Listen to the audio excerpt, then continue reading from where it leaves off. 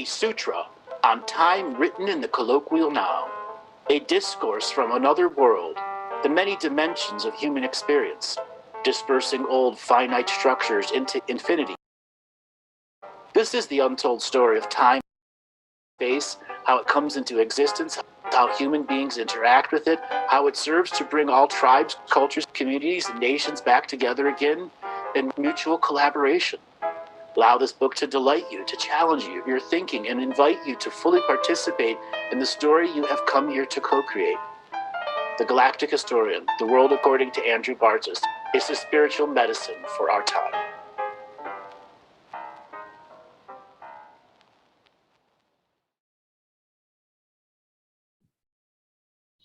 Welcome, welcome, welcome, everyone, to another adventure into reality. We will be getting into the book here in just a second. Robert, are you there? I'm not sure what's going on here. I'm here, and my computer's acting up for some reason. Yeah, it looks like you had low internet. You had like a red internet there or something. Okay, yeah, good. We're getting out. So today we are going... Oh, come on. What is going on with my view? Participants. There we go. Now I can see everybody that's in there. So today is going to be mostly about the book. So if you have questions about the book, this is what this show is about today. But I am open to talk about other things. Last week's show was a very, very penetrative show. A lot of people were triggered, positive or negative, about the first caller. And I want to thank that first caller that came in and was having their particular troubles with the vaccine and what it was doing to their life. And then all the other people that called in and added on top of that. So today we are open for whatever calls. We may be joined by David Ellis later today also. And for those of you who have been interested in getting a roasting, we do have a background roast processed ready if somebody's ready to hear truths that they haven't wanted to hear for a while. And I pray that you are not faint of heart when you are going to do that. So this is a big open perception of what's going on here. So go on down to that. If you want to be selected as a caller, you have to be inside the Zoom room. So if you're listening on Facebook or YouTube right now and want to be selected as a caller, you got to come here into the Zoom room. Robert has put up all the information here of how to get into the Zoom room. You can dial in via phone also and still able to raise your hand, still be a part of the call-in process. So today, as I said, it's open to call in, but if you have questions about the books, we'd like those people to come forward first. All right, Robert, let's spin up the wheel of callers and see who wants to talk. Okay, alrighty. Let's see, Greg 1, you're first to ask Andrew your questions. Greg 1, are you there? Yes, I am. Can you hear me? Yeah, where are you calling from? Los Angeles. How you doing? It's been a while. Good. Welcome to the show. Yeah. So what's going on with you? A lot of stuff. Did you want me to talk about like the book specifically, or whatever you want? Whatever you really want to talk about. It's okay. I mean, in general, I've been kind of not knowing. Like I've been stuck a little bit because of the situation I've had. You know how we've talked about my entity issue, but then at the same time, I've been trying to focus on healing again. Mm-hmm. So I've kind of found this paradox where it's like, I feel like I can't heal. And then at the same time, I have to deal with the entity, but the only way to deal with it is by healing. So it's just this been back and forth. Plus I'm trying to get this new job. I'm going to be heading over soon to an interview. So the last one I messed up.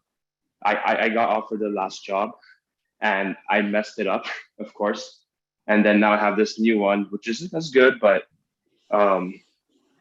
hopefully I don't mess it up today and hopefully things work out. It's just been taking so long, but I'm trying to move in with my cousin and trying to get this new job so I can make a normal living and just that kind of stuff. If you can just help me out in my stuck place right now, I'd appreciate that. So what are you doing for your normal rituals, ceremonies, and daily work, daily practice? I mean, I do contract revocations every night. I clean my crystals. I used to take a little bit of salt baths for a little while, but and I can meditate if I need to. I just feel like a lot of the stuff that I used to do that worked really well, I don't really feel like I can do it anymore for whatever reason. And I've always had that Because feeling. it's because you've lost confidence in yourself, and over and over again, you think you can't beat this entity. This entity's battle is with you as attrition, and you've got to dissect what that word attrition means. It's in for the long haul and it's not going to give up. Okay, you're its Yeah. tasty sandwich. It's not going to give up until you force it to give up and step up in such a way that the daily practice, no matter how much energy is behind it or isn't behind it, you're doing it out of the dedication to the long-term process. So in essential, other than reading contract revocations and cleaning crystals, I'm going to be harsh with you for a minute. You're a cheap-ass faux light worker. Well, you can feel free to roast me, by the way. No, you don't really need roast. You don't need roasting. You need to be called out on your shit. Yeah? Do you think I'm not doing enough? You're not doing anything, really. Right. That's because you're a faux light worker right now. You are in fake it to make it mode. You're not actually doing 90 minutes a day, 6 days a week, A+ effort, multiple varieties and techniques, which I've said on this show over and over and over and over again. You're dealing with an entity, and as soon as you slack on your practice, guess what? It gains its power back. You can't slack on the practice, and the practice can't become all consuming to you, which is what's happened. It became too consuming for you, took up too much energy, you didn't have any free time. You became a shamanic hermit defending yourself because you could not find the delicate balance between what the daily practice means and then purging out the negative effects of this entity, which is long-term dealing with you. Right. So it has to be so you think that I can go back to my 90 minutes a day of the same type of practice I was doing? You need to add new variety, though. And you have to understand that the new variety is there to open up new realms so you can start thinking about other things and not giving room for the entity to do battle with you through the process of shame, blame, and guilt. So that's the thing. It has to be a new variety, but I haven't really been able to figure out. This is because you're at a point you got to create your own, man. I've come up with all these templates to inspire people through all the different contract revocations documents that I put out. They're there as templates for you to personalize for your own journey. Yeah. I mean, when I was doing my healing, I felt like I actually personalized it back then. It's just, I feel like I can't commit that kind of energy. Does that make sense? Like, No, it doesn't make sense. It's the entity talking. I can't commit that energy means I don't want to heal. And the I don't want to heal is being run by the entity. So if I start to feel drained, do I ignore it? No, you got to find out why you feel drained. More than likely, it's your food intake is all screwed up, and that this entity, at a very subtle way, controls the amount of food that you're getting and proteins and sugars and everything you need to do a normal day, plus the spiritual process of all that stuff that comes together. I eat pretty well. I was eating a little bit too much sugar earlier on, but other than that, I think I eat pretty well. If you don't actually chart what you eat over a span of 4 weeks, and if you were to actually write down everything you ate over a span of a month, you would look back at yourself and go, wow, 3 days a week I hardly eat anything. No, I'm actually gaining a little weight. I've been eating more lately, more than normal. But I'm talking long term. This isn't the short term look. You can't no longer use short term sight to deal with the issues that you go on. It's all long term strategy. Long-term endurance. Yeah, I don't know about the eating thing, Andrew. I eat a lot. I don't know. Then you're not. You're not retaining the protein, and right now you're just giving power to something else than saying that I can change my energy levels with the proper foods and a different diet. I mean, I eat pretty clean though. I eat a lot of meat. I eat my rice. I eat vegetables. I eat. Mm-hmm. I think the energy thing is more so it's more of like a, oh, maybe it's willpower. I don't know. I think it's just because I haven't been able to. I don't know what's gonna work, and I have to reinvent things, and that's quite difficult. I just don't know how to go about that. Yes, you do. And You've it's done it really, before. You've done it before. The first time we talked, we had to create something for you to get through it. You've done it before. You can do it again. Don't self-defeat yourself. yeah, that's interesting. I mean, I guess so. It's just steady 90 minutes a day of actually committing. So you've got to open up your techniques. So sun gazing with your eyes closed. I'm sure you've heard me talk about that before, right? I've done it. Okay. And start absorbing light into the body and saturating the body with the light. That's one new technique to add to yourself. The next thing is you're going to want to get, let's say, a gallon of water and do part of your daily prayers. You're going to add to that gallon of water. And at the end of the week or the end of the month where it's just stored full of prayers, you're going to start using that water to wash your body, make certain types of foods or teas. Okay. So you can start trickle charging your inner spirit with your own prayers. Okay, that's another technique. The third technique, well, at this particular point, I know you already have a pretty physical life, but there are things that you can do that are high, let's say higher end cardio exercises that can be very beneficial to your spiritual journey, because you got to be in your body focused to do those, such as parkour, gymnastics, rolling around, wrestling on the mat. Okay. Well, I'm a swimmer. I know you are. You're quite athletic. And you might want to consider finding some place where you can direct it differently. Yeah. But then the issue that comes back to that is I feel drained so quickly. I focus my energy. That's actually why I stopped playing video games, because, well, for one, it's not going to go anywhere. But the amount of focus I have to put behind things, it drains me. And it's kind of crazy. I feel like I'm just burning at both ends, I guess, if that's the right term. Yeah, so it's just a little bit of confusion, because all of the things that I've done that have worked well, it seems like as soon as it works well, I kind of stop wanting to do it. And there's this a part of me that I keep trying to understand further and further, and it's this part that doesn't want to let love in, and that's the one I've had the most struggle with. I think if I take care of that, dealing with the entity will be easy, but I know that I close up to letting love in. I don't like it, if that makes sense. It does. Specifically from my parents. Like right. The other day, I really recognized it clearly when my mom was like happy for me, even about this job working out. And at that instant, I didn't want it to work out. So it's just this, that's the main issue, I think, behind it all. You have any insight on how to deal with that? This is the same as before. If you know you can do it, why haven't you done it? Because I feel like I can't go into it anymore. Okay, that's an argument for your limitation, and you've already given up on winning.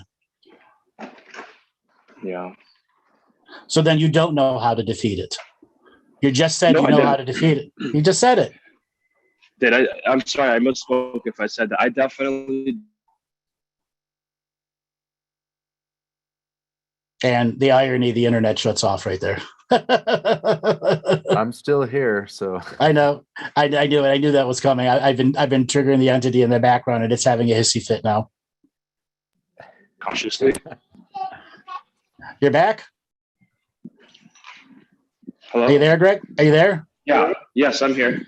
Yeah, your phone cut out for a second because I triggered the entity in you. Oh, you did? Oh yeah. I'm challenging its authority within you, and pointing out how it has very subtle control over your words, and you're not even realizing how easy it can self-defeat you. I mean, I was. Where did I cut out? You had about a 12-second cutout.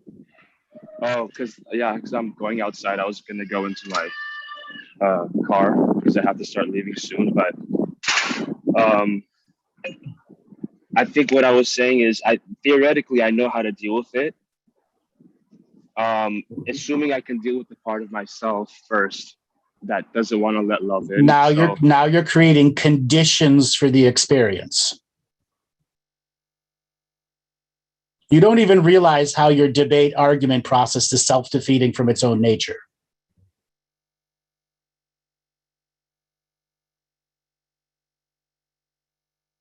Irony. We've got entity censorship going on right now. Entity Yeah. 2, Greg 0. Okay. Okay. You got to begin to recognize how it just takes over your conversation and your words. Yeah. I've noticed that lately. I think it's kind of been getting a little worse the past few months. Yeah, because you're not doing the practice. Yeah. You're not doing the practice. And as I said, this is long-term sticking with the practice for you. So 90 days minimum every day. No, 6 days a week, 90 minutes a day. Okay. All right, then I'm just gonna have to make the commitment. I mean, I've done more than 90 minutes before my cousin came here. I was doing like, I got some more energy, was starting to flow a little bit, but it's just that self-defeatist, I guess. I've been defeating myself a little too quickly lately. Mm-hmm. Yeah. For you, instead of 3 strikes and you're out, it's 1 strike and you're out. Yeah. And it's kind of ironic because when I was healing, I felt like healing was easy, but I hit like this bottom or something where I got pretty deep within myself. And then after that, I felt disappointed because I still, I feel like I couldn't get what I want. Guess what? So maybe, you don't get what you want. You get what you need. Yeah. If you have a want over a desire, the want's going to come up first, and it's always going to be materialistic and self-fulfilling. Yeah. Okay? You got to recognize what are needs first. And the entity will do whatever it can do to confuse what is a want, need, or desire within you. Mm-hmm. So let me ask you about a specific pain, which is the reason why I usually get off the gas, I guess. Sometimes it's like this, like a splitting feeling. It's pretty acutely painful. And I guess maybe I've built a narrative that I don't have the energy to deal with it. And maybe it is true, but could you You just gave up. You just gave up on yourself. Do you even realize you're saying it?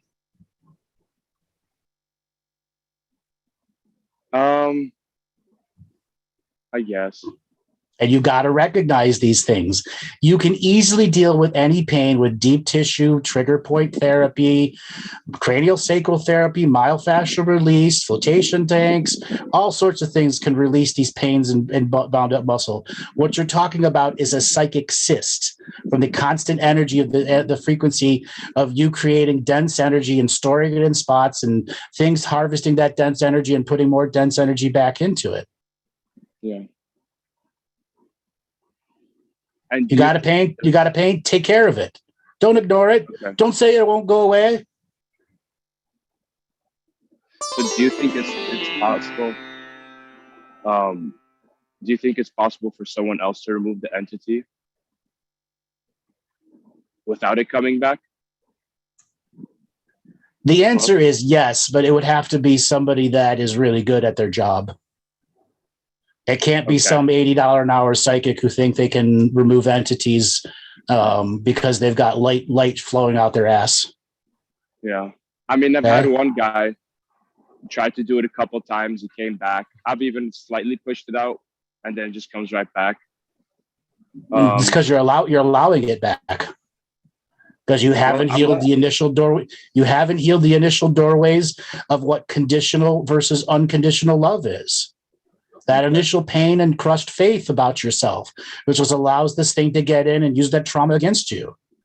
You've got a part of your daily practice for the next couple of months is getting to the process of understanding conditional love versus unconditional love and manifesting techniques in your life that allow unconditional blood to flow through your veins.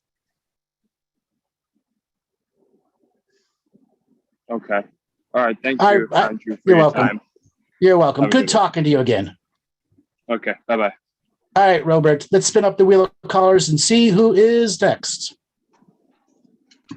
Hey, David Gist. I just sent you a message to unmute, or David Sist. Sorry about that. Hello, David can you hear Sist, me? hey, yeah, where are you calling from? Australia, in Melbourne. Welcome to the show. What did you want to talk about today? Well, I guess it's funny that guy talked about what he talked about because I think we had a session about February last year talking about my entity attachment when I was 18 and how it took, well, 16 actually.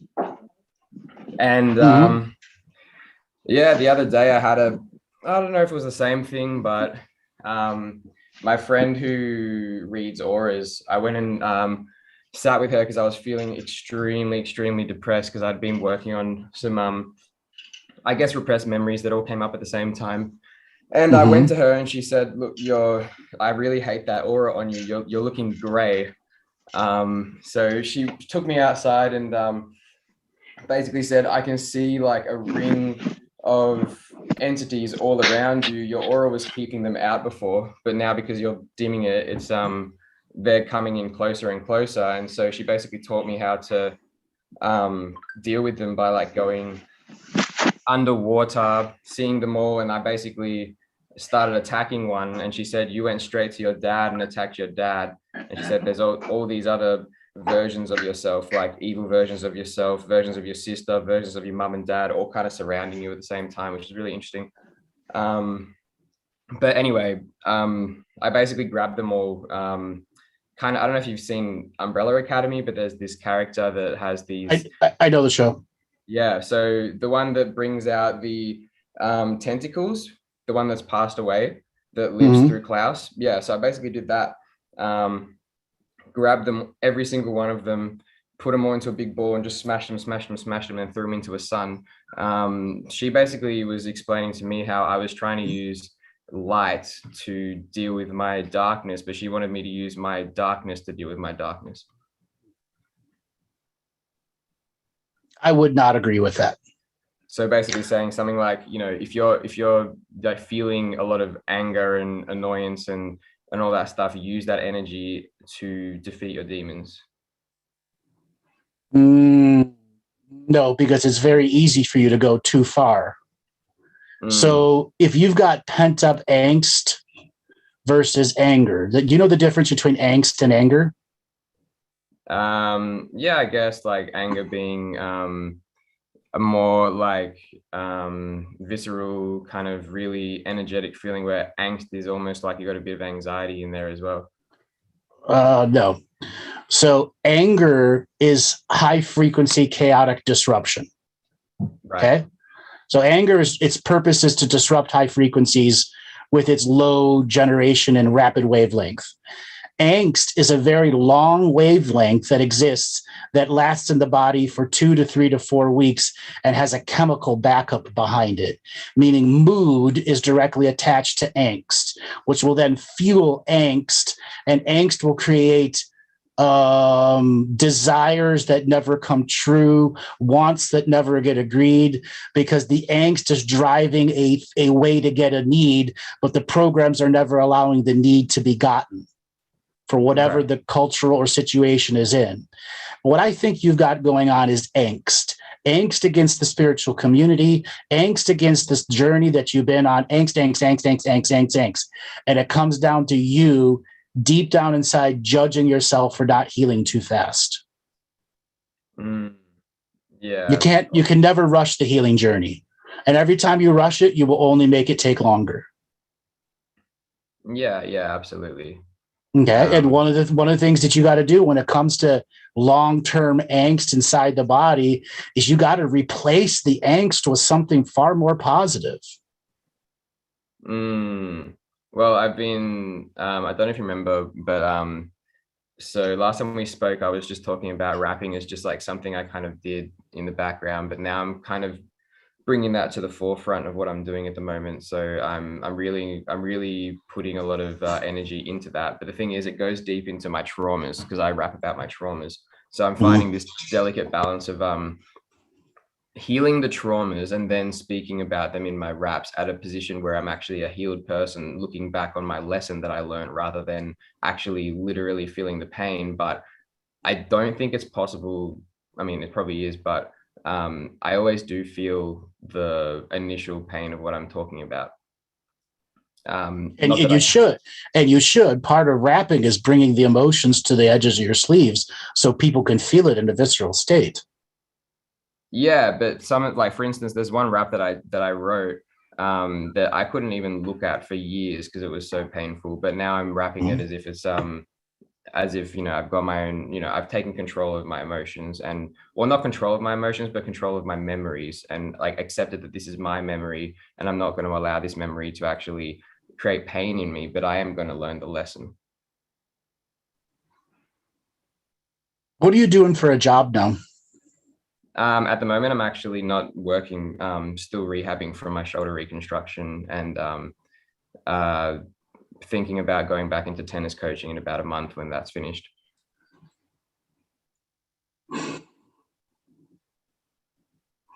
What age students are you going to be working with?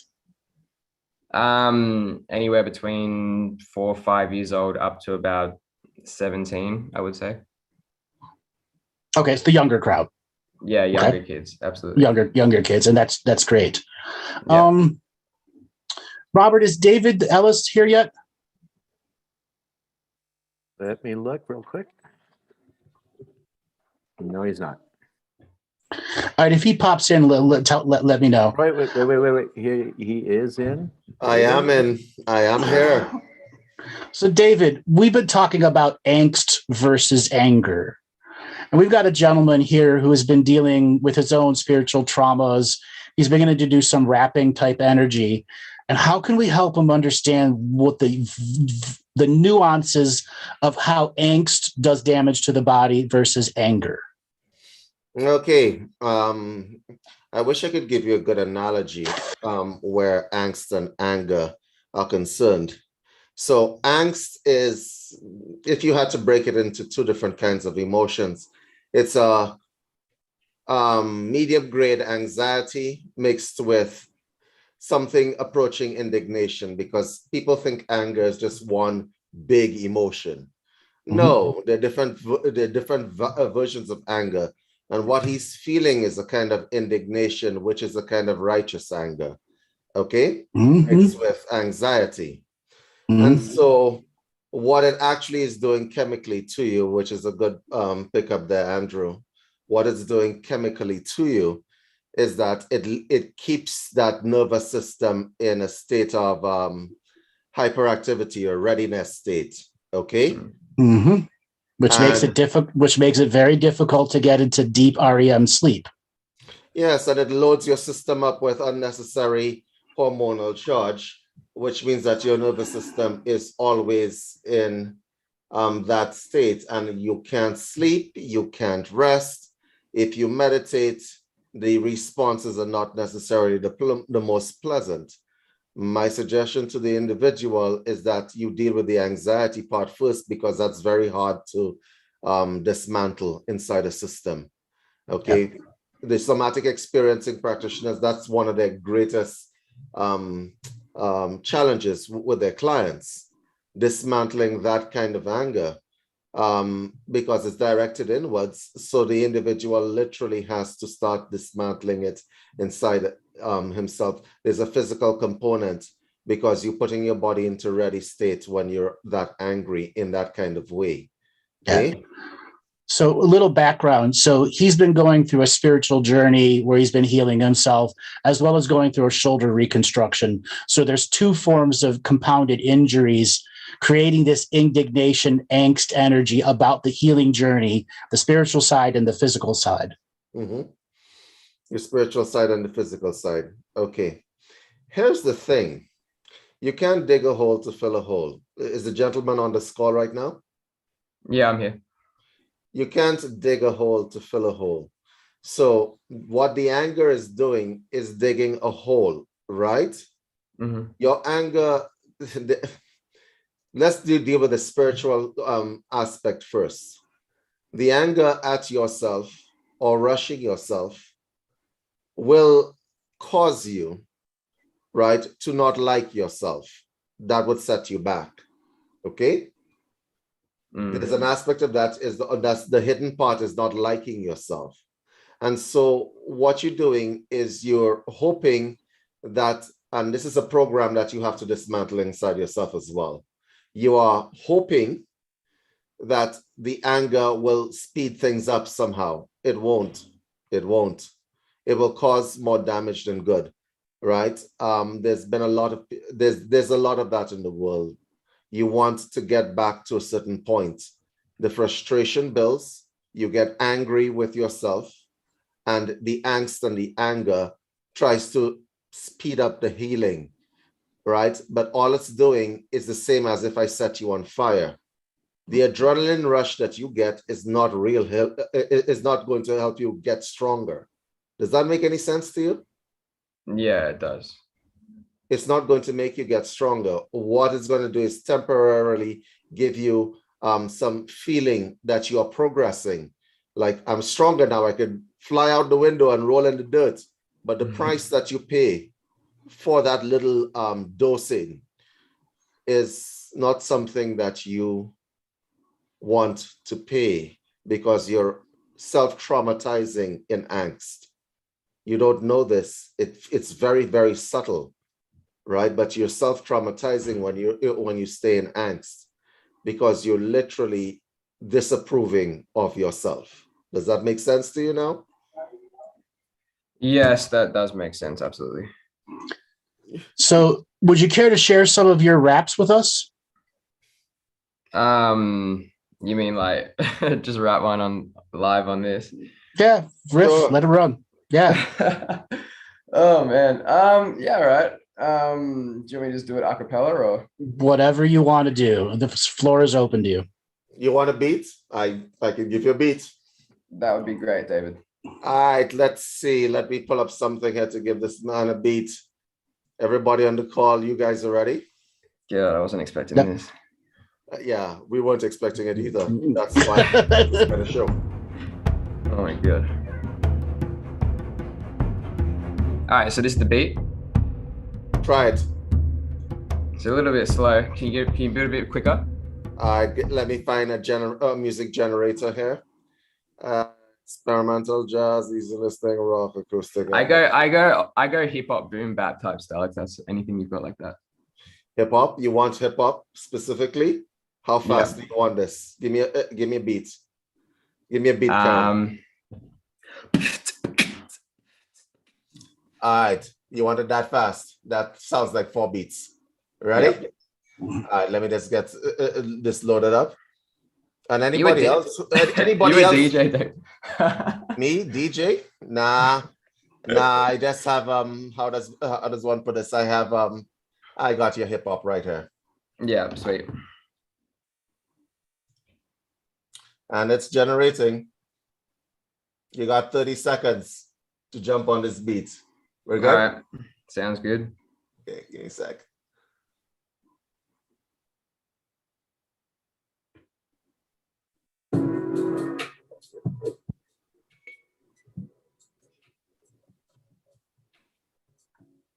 Too slow? It is, but I can just do an a cappella one, you know. If it's getting too difficult to get a faster one, then I'll just do an a cappella. Go ahead. All right. Rock rhymes all the time in your head, but the timing is dead to keep whining instead. You're meant to go outside, utilize chakras, sent from the calm mind, eulogize mantras, pandas and mantis, beings being, there we go. It is easy to decree that it's my soliloquy. Silly be the one who be aiming with the gun. Understanding unity has fruitfully begun. Jump in your inner self and fly all around. Bump into ego cells and integrate now. How can you manage all your life's intentions when you keep using bandages to fight your inventions? Attention directs all dimensional sections. Ascension affects all dimensional sections. Conventional wisdom will not be your guidance. Just open your third eye and witness the license to fly with your greatest desires. We're going to reprise all the latest inspires. And I can keep going if you want, but yeah, basically like that. That's good shit. You got your 30 seconds beat. You got some good shit, man. You got some great little one-liners in there that just sting the spiritual person in the background. I'm, to be honest, a little bit worried when I start bringing this music out that there's going to be a bit of resistance from the you know who's. So there's not going to be no listen, there's going to be no resistance. You are a puny peon in the world of music compared to the rest. Of course, but that's not my aim is to be like big. So I'm not going to hold back. Sure, but you're not going to be a one-track wonder, are you? No, I've got 39 tracks at the moment. Okay, downloaded then. into my brain. So Right now you're a 39-track wonder. Next year you'll be a 900-track wonder. But I haven't released anything yet. Doesn't matter. Don't worry about the future release. Don't worry about what the negatives are going to do.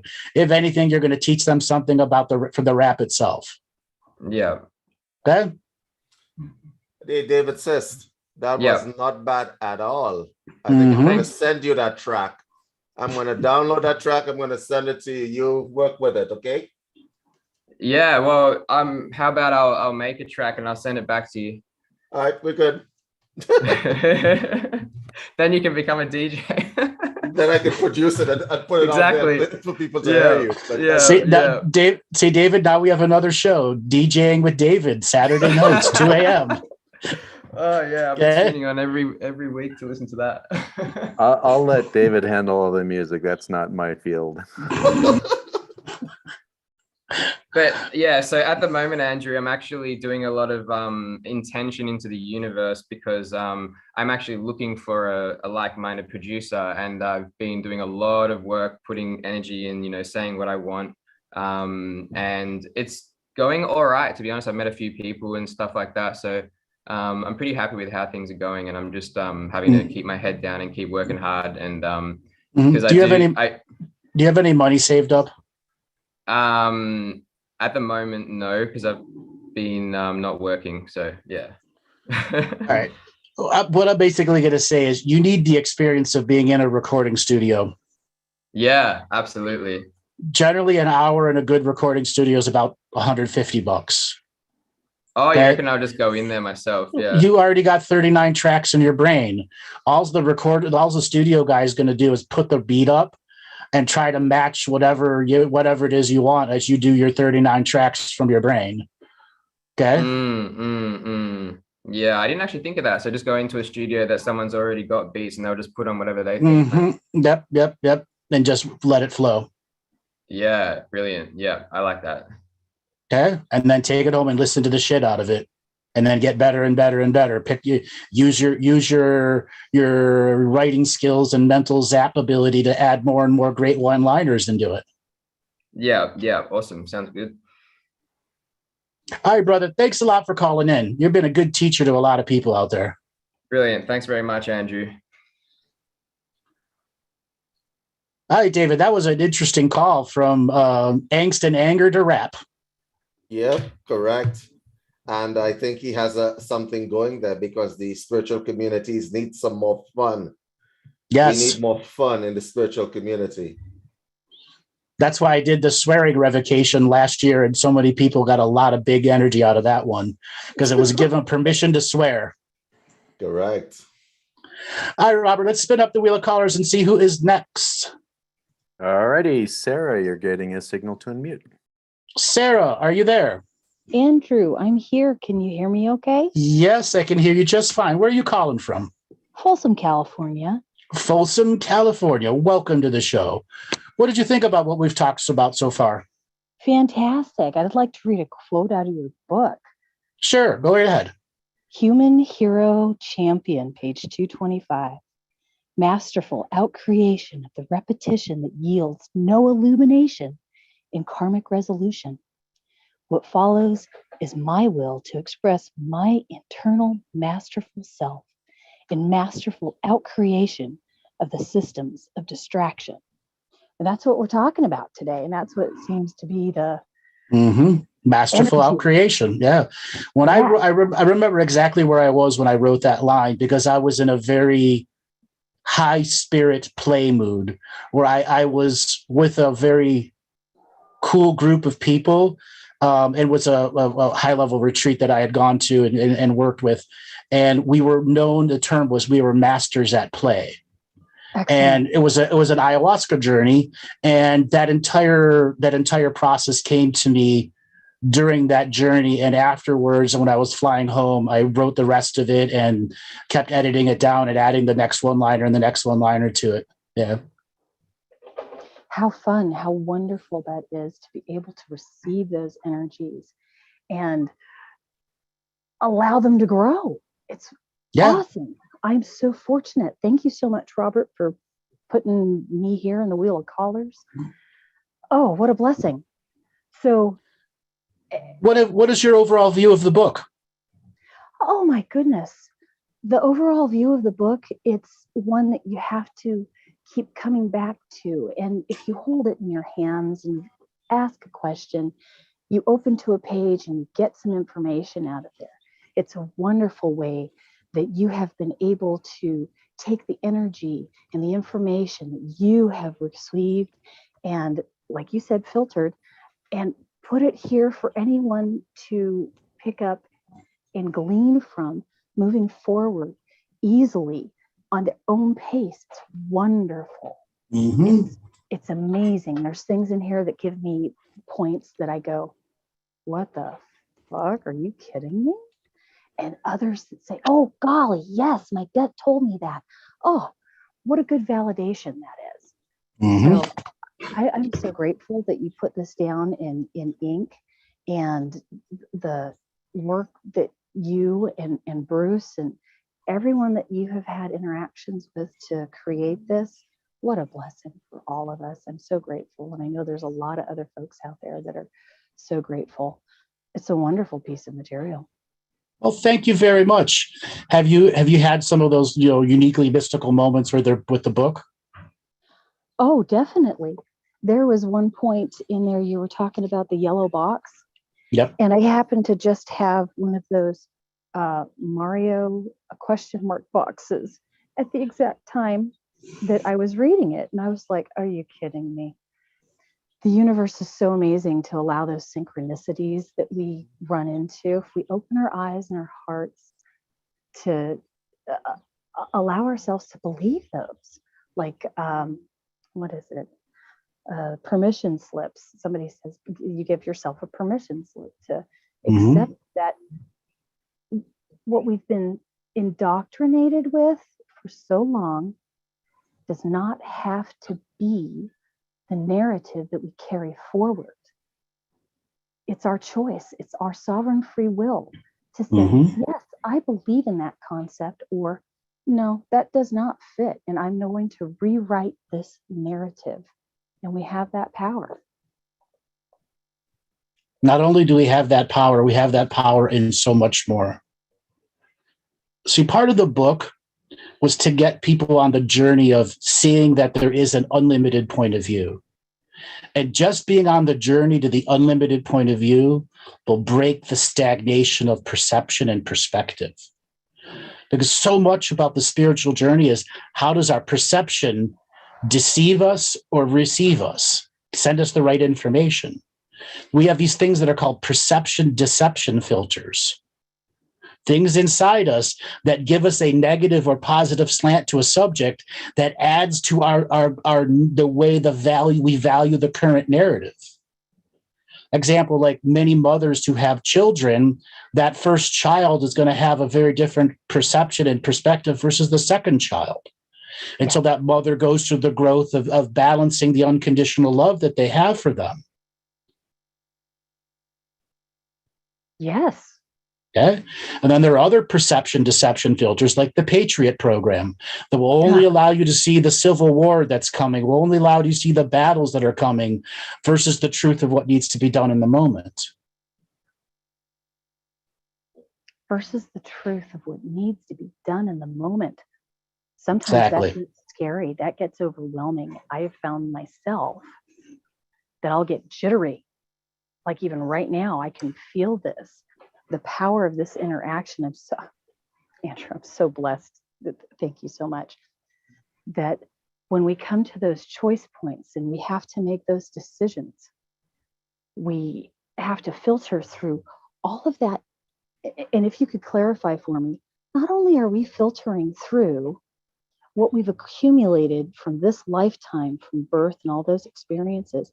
But are we not also filtering through all of the DNA that we have accumulated through all of our experiences here on the planet?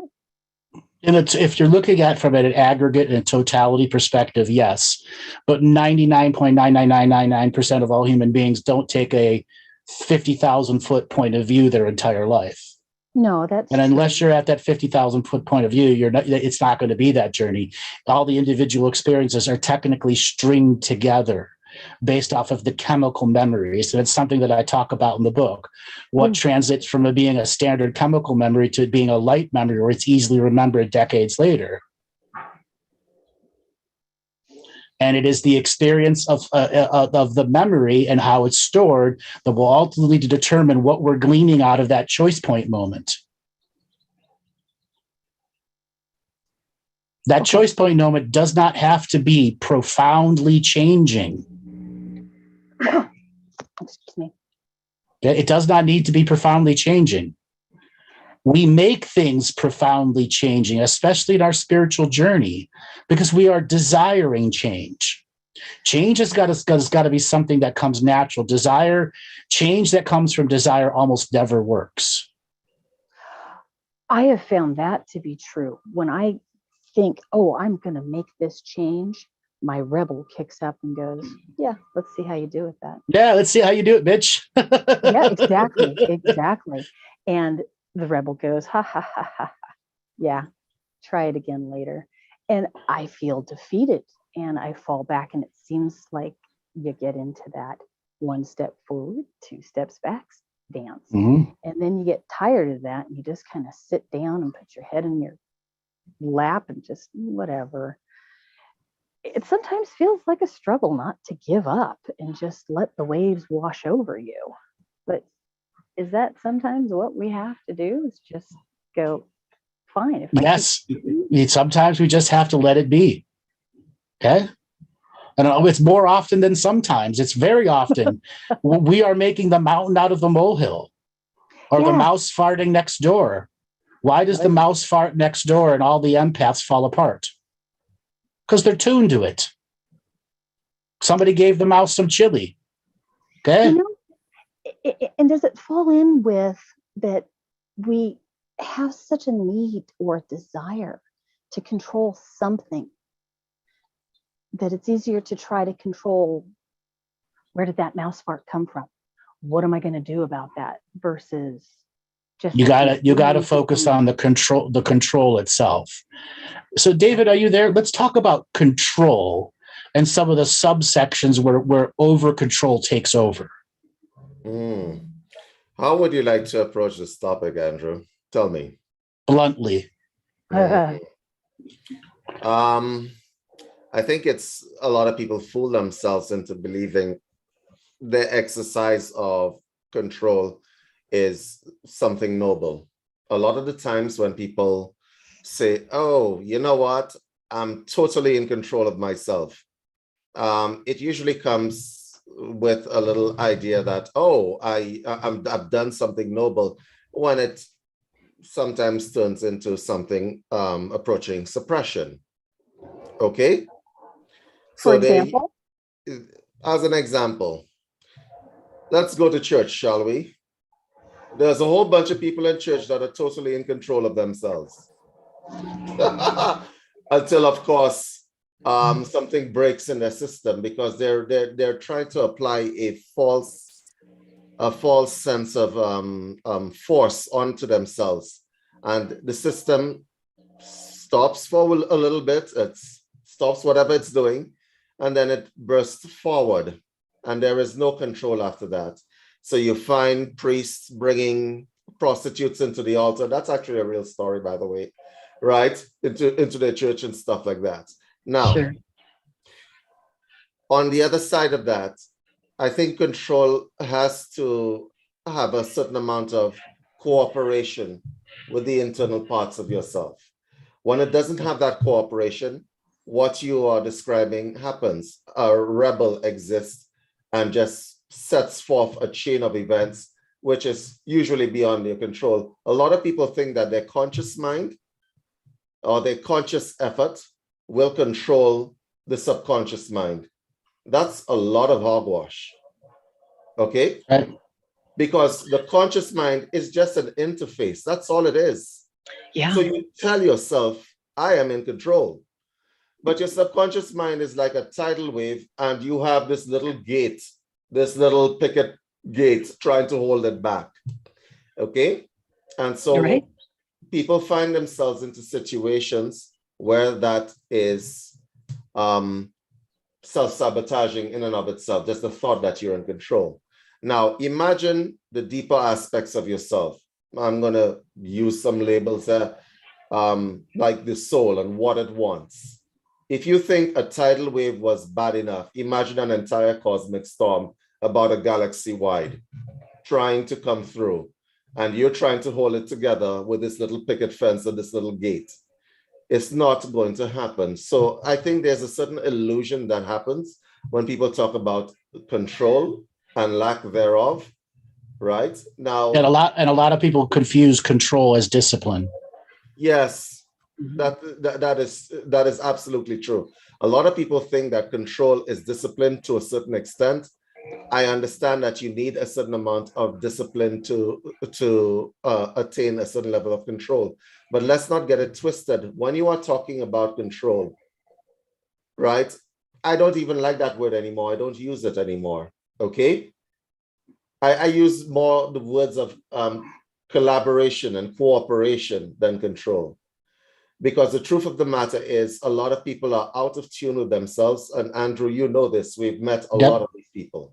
Okay. Right. They're out of tune with themselves and they don't know what they want. Mm-hmm. They're so out of tune. Here's the metaphor. Their bass A note is a C sharp. Correct. That's how out of tune they are with themselves.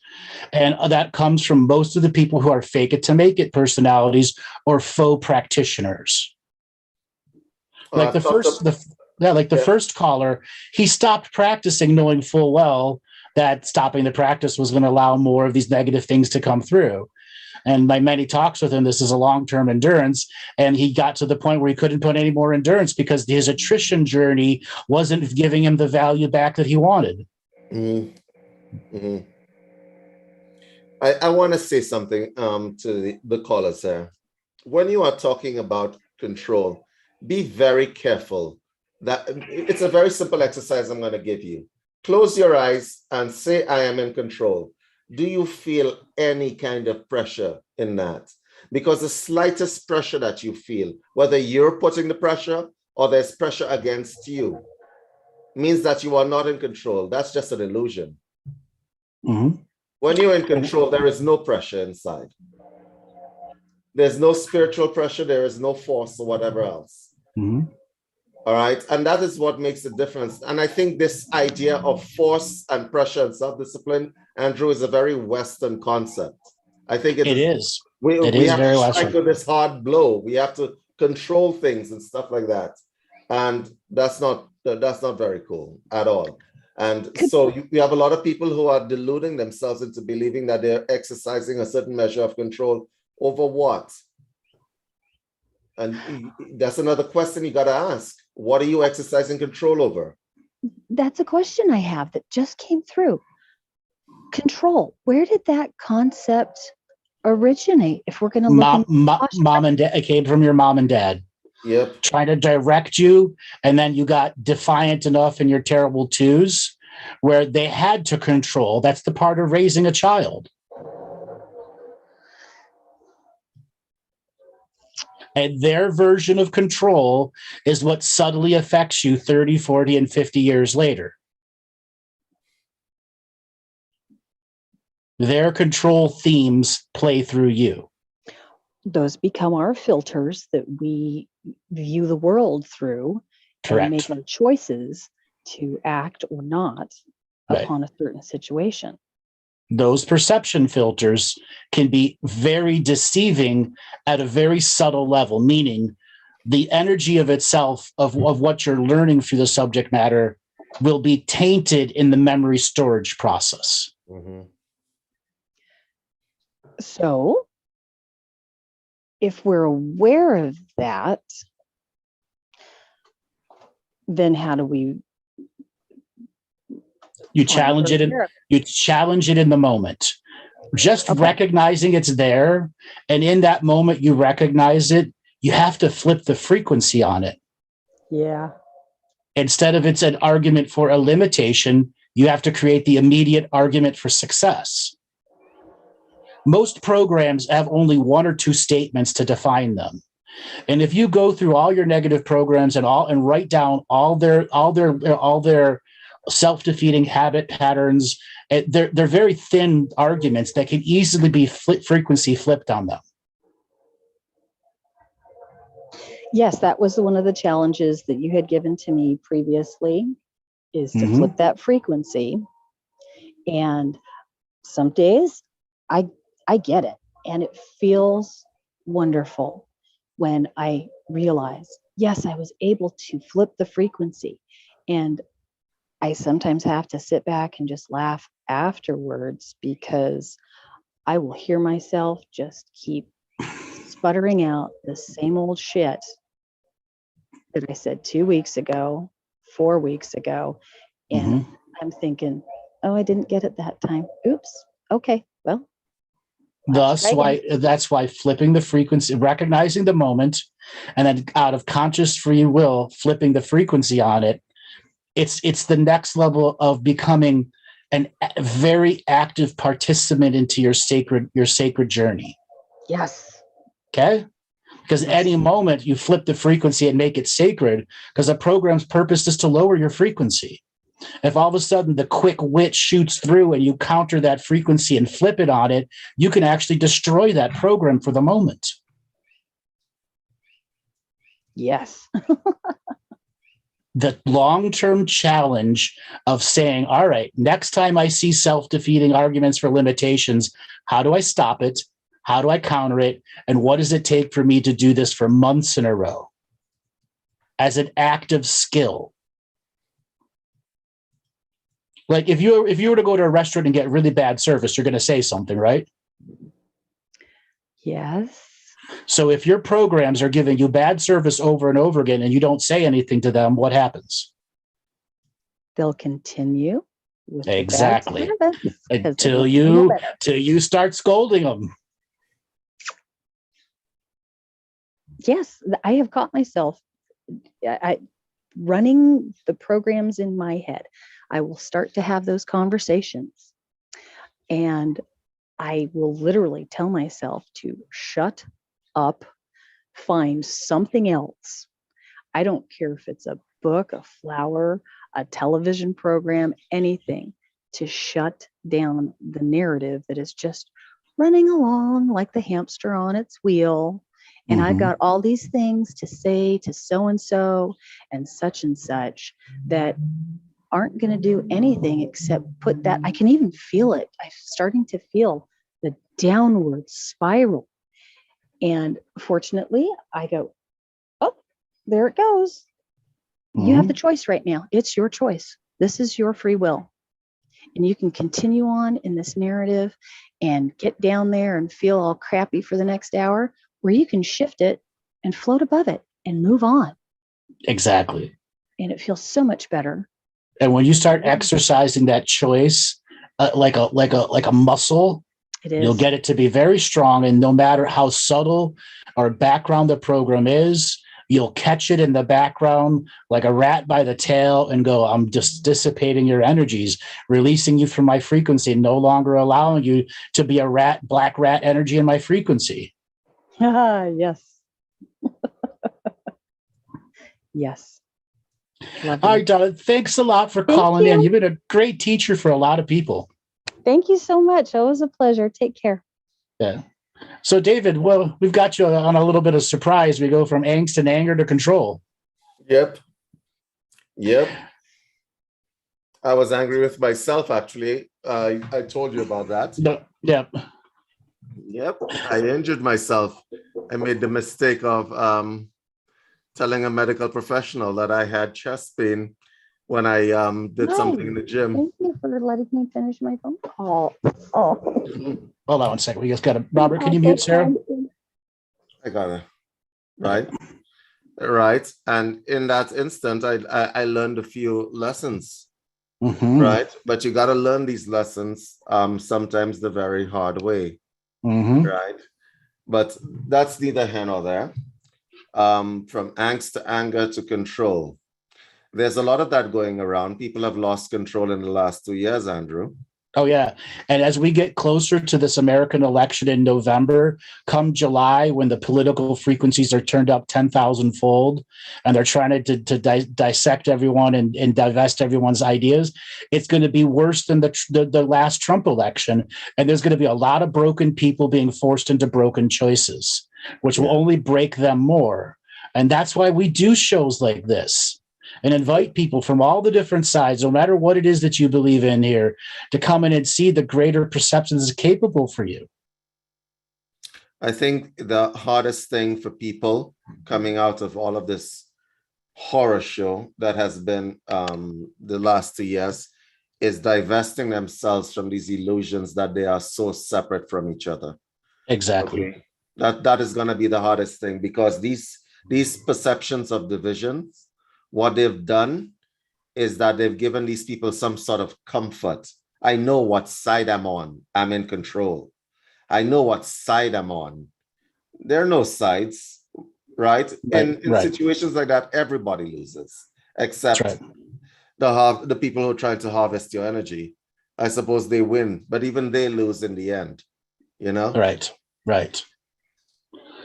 So, all right, Robert, let's spin up the wheel of callers and see who is next. Okay, Candace Rayburn sending a signal to unmute. Candace, are you there? Hi, Andrew. I'm here. Hi, great. Where are you calling from? I'm calling from South Africa. Welcome to the show. What did you want to talk about today? Well, I didn't exactly have anything like specific. Like, I mean, I have a million questions. I must still get the book. So I would love to definitely get into that. But just some general guidance. I'm hoping for something. I mean, I just came out of a divorce. I was married for about 10 years. Any children? Quite hard. Yeah, I've got one daughter. And things have been easier, but not as easy as I thought it would be once I got out of the situation. And and I do get like lots of weird dreams as well. And I've been on the spiritual path since about 2014. And I'm trying to follow that route as well. But I don't know which way to actually go. All right. So my first piece of advice for you is you have to double down on being mother without a husband, mother without a partner, because your child is at an age. If you back away, you will lose the child. Yeah. Right. Yeah. You've got to find grounding in being the mother. Once you get grounded back in being the mother without the father denigrating you and doing what he did, and the daughter starts to see you in that light without the father constantly defeating the positive things that you're creating, you will have a much easier time doing your spiritual work. Okay. Now, this is something I've tailored specific for you because I'm looking at your energy, your daughter, and the frequencies that are going on around you. And that raising this child is very important to your higher frequencies and to your higher soul. And you don't want to make the same mistakes you did before, stopping her mother early on. She doesn't need a mother when she's 30 and 40. She needs a mother now, because it's in the base frequency of keeping her in that unconditional love state and making sure she knows how to ask for help and doesn't lock herself into a place where she's never asking for help. Yeah, I do speak to her about that. She's very stubborn. And that's something it's why you got to double down on being the mother. Okay? Yeah. Now, the next thing is stability. Okay? Doubling down on the mother is going to bring a stabilizing force through you. And then there's next level stability, which is financial stability from the divorce, the money that comes in, and whatever job you need to maintain your quality of life. Yeah. Okay? You cannot just go full light worker and expect the light to pay the bills. It doesn't work that way. No, I know that. Yeah. Unfortunately, a lot of people fall victim to that. Yeah, I do have a quite a stable job now. So What do you do? it's What do you do just- as a job? I'm doing sales support for a health club. Okay. So I'm quite enjoying that at the moment. But I obviously know that's not really what I'm supposed to be doing, but it pays the bills. Hey, Andrew, I got a question. Okay. Who's the caller? Candace? Yes. Hold on 1 second. Robert, there's somebody spamming the chat room here. Can you boot him? This is ridiculous. On it. Yeah. Get him out of here. Yeah, that's just stupid what he's doing. Go ahead, Robert. Sorry. Go ahead, David. Sorry. I got distracted by this 270 rapidly posted messages. Okay, that's fine. So, Candace, Yes. you just had a divorce, correct? Yes. I'm going to ask you energetic questions. Can I? Sure. Okay, you divorced this individual. How's your energy like? Did you energetically divorce him, or did you just divorce him on paper? Oh no, I divorced him in every possible way. Okay, and your kids, Mhm. tell me. Just one kid. This one kid, right? Did your kid, is your kid's energy wrapped up into that individual? He tries to pull it in all the time, and I have to pull it back again. What does that look like?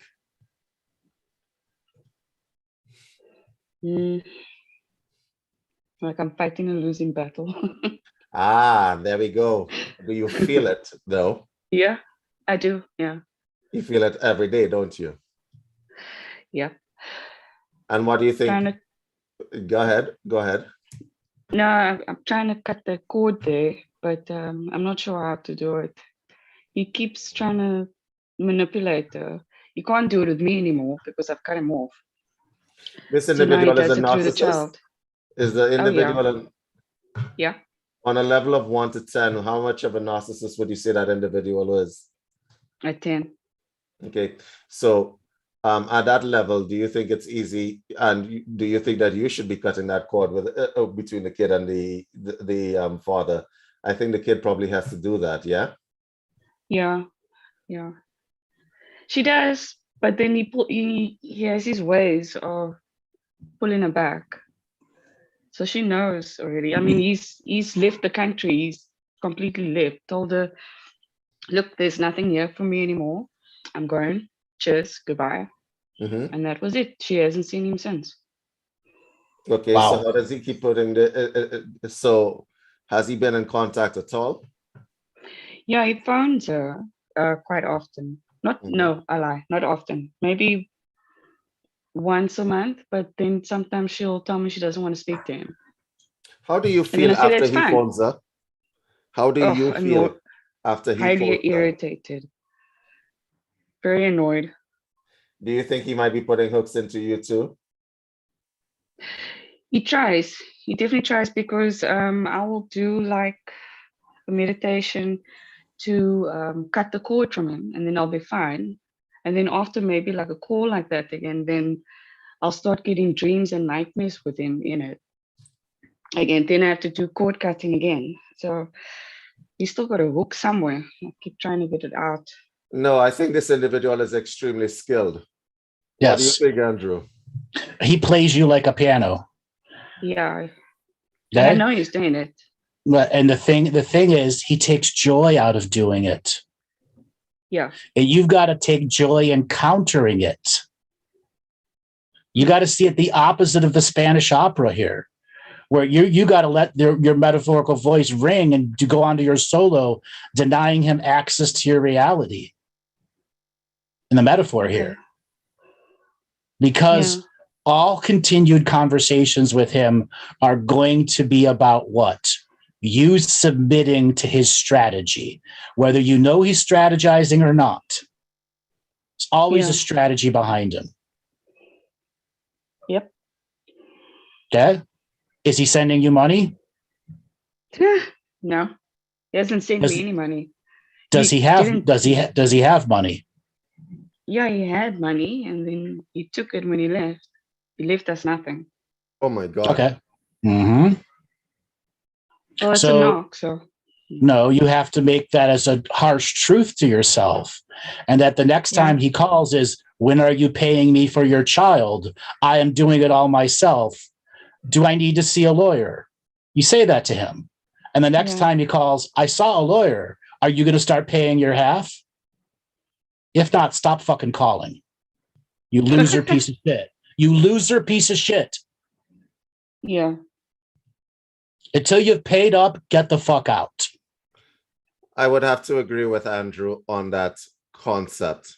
The thing about it is that this individual, from what I can gather, is highly skilled and he's been doing this a long time. Okay? Yeah.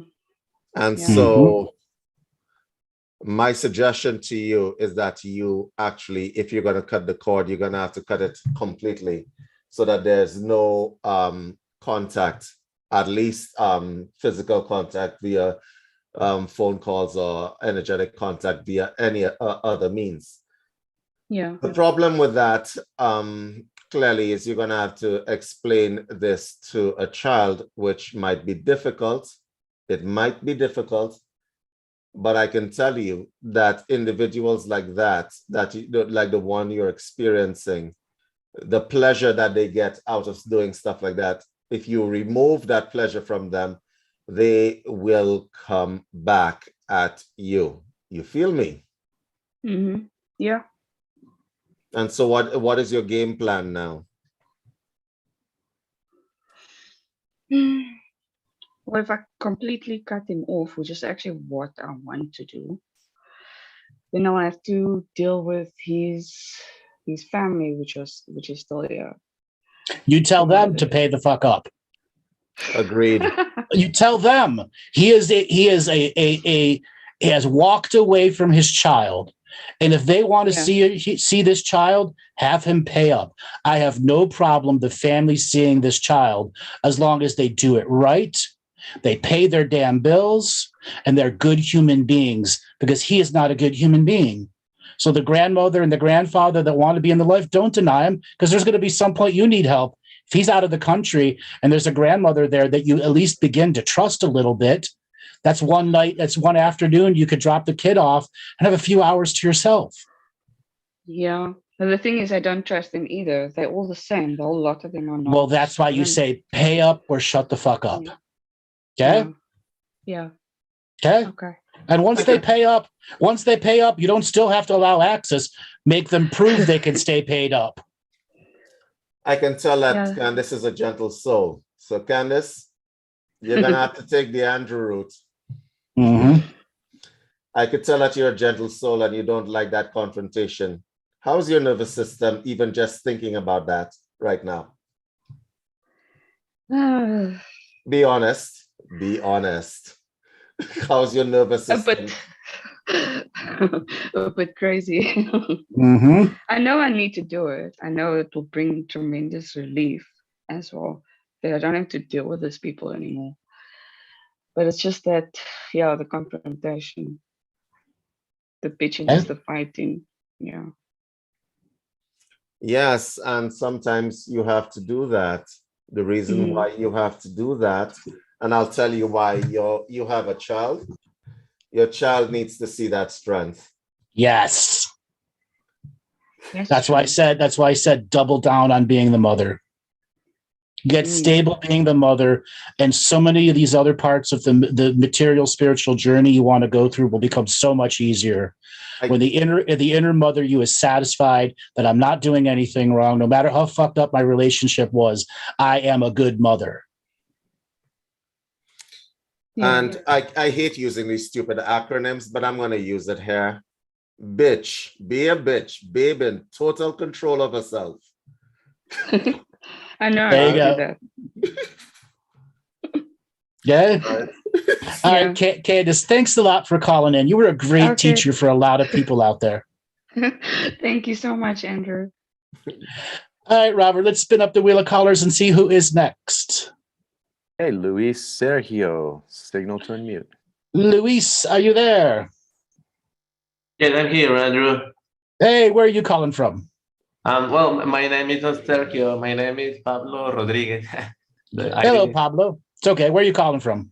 I'm calling from Mexico, Durango, Gomez Palacio. And well, Welcome to the show. What did you want to talk about today? well, I know this is not a show to make questions about one's personal things. But No, we could do personal questions. yes, I'm a little nervous. Sorry.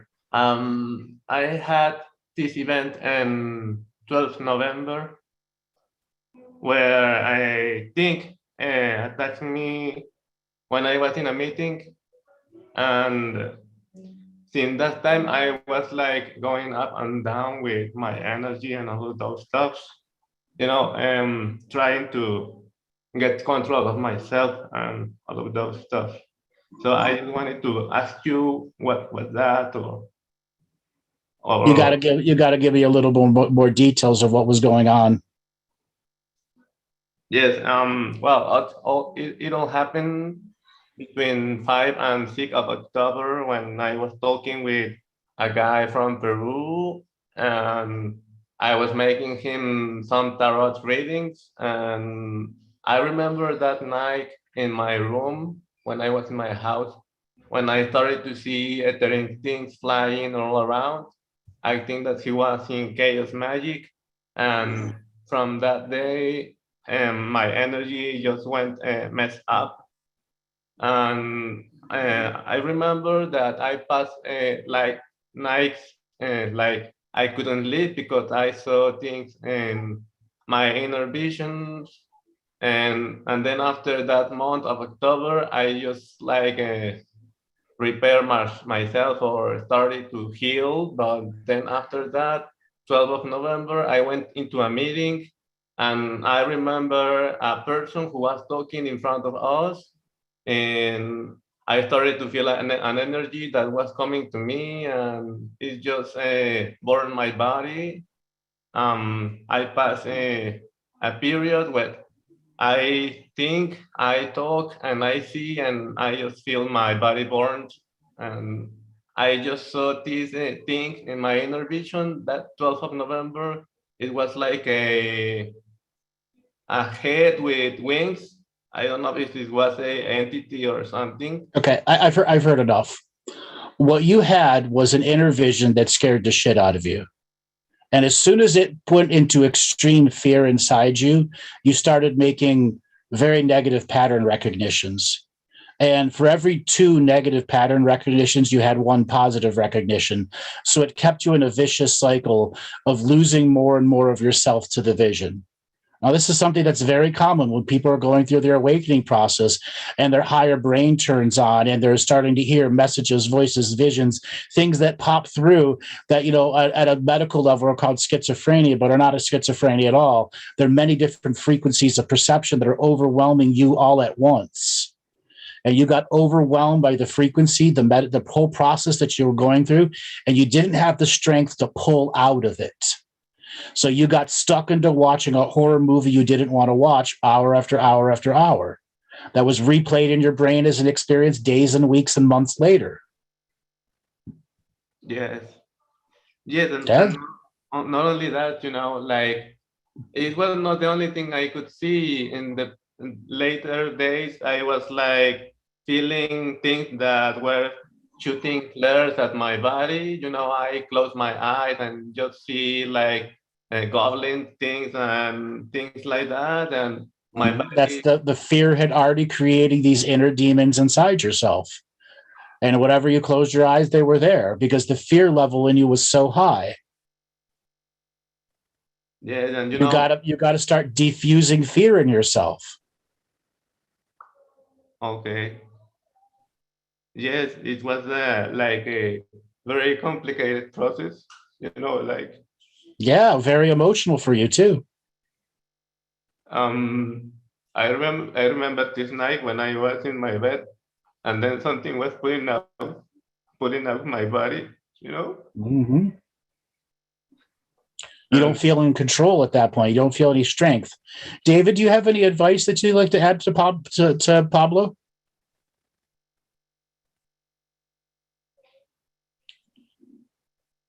David, go ahead. Yes, yes. Can you guys hear me? Yes, we can. That entity he's trying to describe there is something like a succubus, something like that, Yep. draining energy. That is self-created, and your fear is feeding it immensely. Okay? Your fear is feeding it immensely. I heard a fear in your voice even now. You're not completely healed, are you, Pablo? Pablo, Yes, are you there? Yes, I'm here. You're still afraid, aren't you? Okay. Are you afraid right now, Pablo? No, I'm not like is that before that event I used to see life like I was very normal, and then I started to feel things like my body going up and down, and when I see colors I'll change it since that day. And I miss to be normal. Since that day I saw my life different. I love more my family, and I value more the things I have, and I have been praying all the days and a lot of stuff, bringing light to my life, because before that I used to have like a different way perspective of what it was like in dark, and well, I accept that I made something that were not very positive for me, and I am not more into that. I used to have some crystals and make some meditation, but uh, after that event, I am just like I took away all the crystals I have in my room. I cannot even enter into my room because the energy is different in some places, and in my room, but in my house, Pablo, yes. your background is Roman Catholicism. Okay? I'm going to speak to you in a way that you can understand me. Can I? May I? Yes. Your background is Roman Catholicism. Pablo, there's parts of you that are still very, very frightened, and you are afraid. And that fear is feeding everything in you. You are not assuming your authority in the spirit world.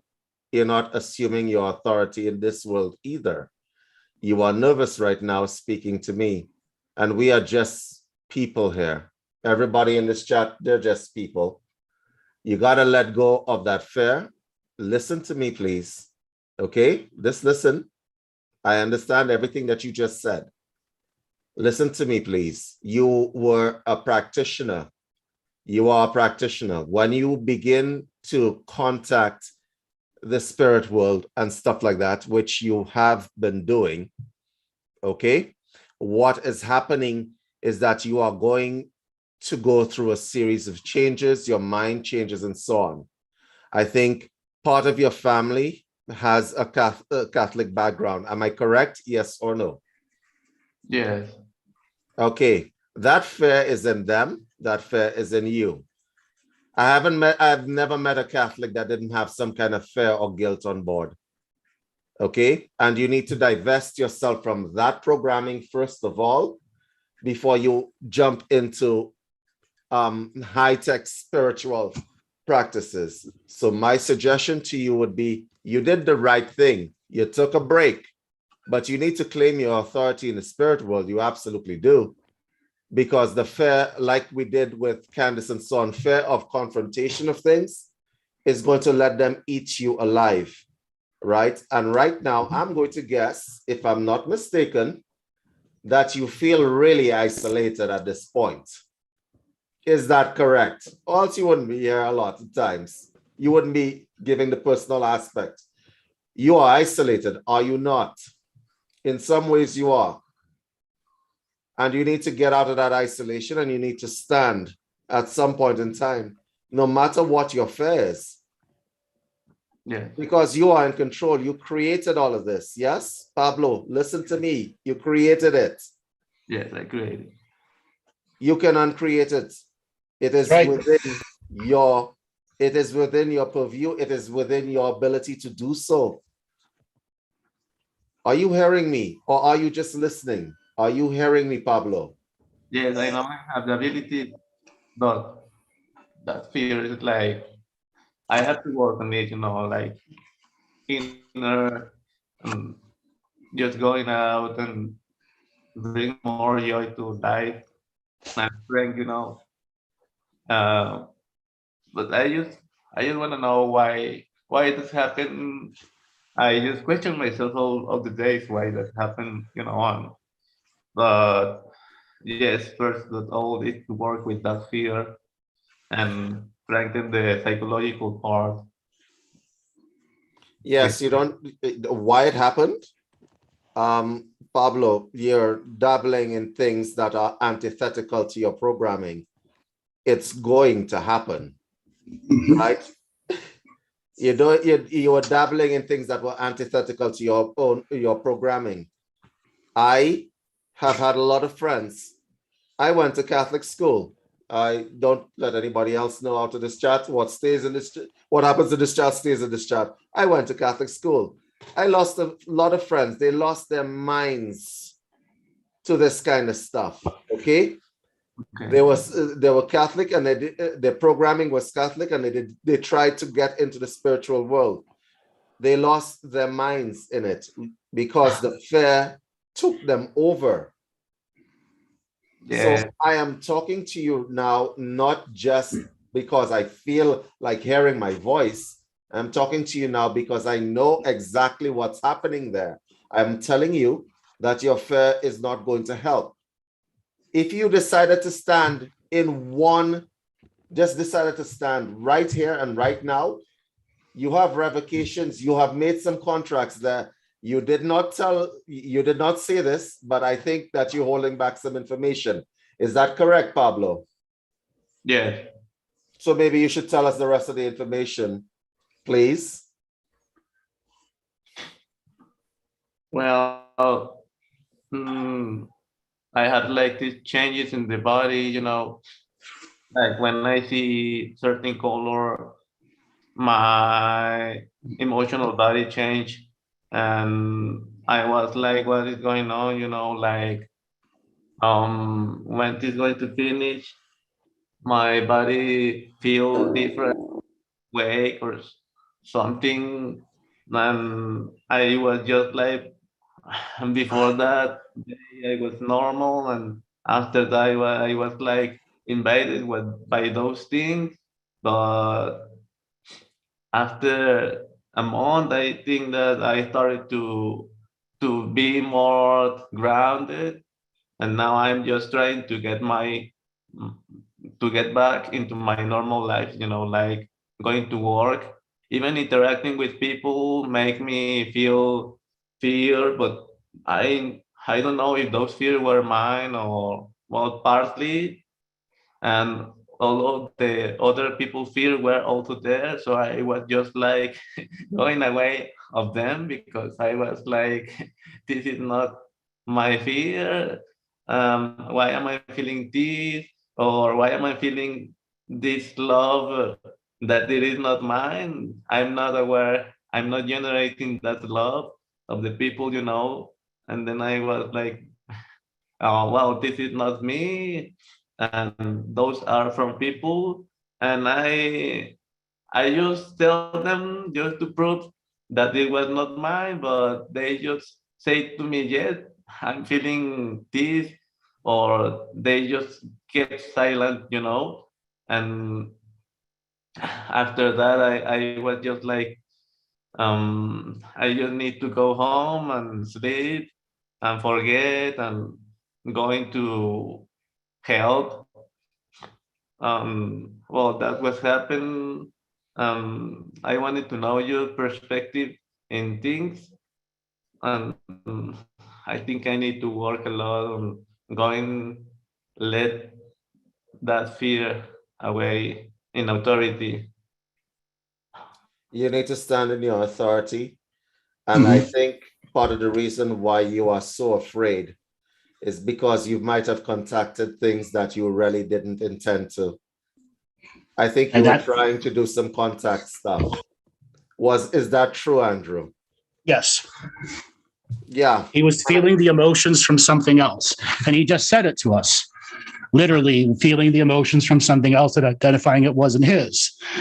Now, that is that incubus succubus energy. Bringing thoughts, feelings, and emotions that are not yours and something pretending to say they're yours.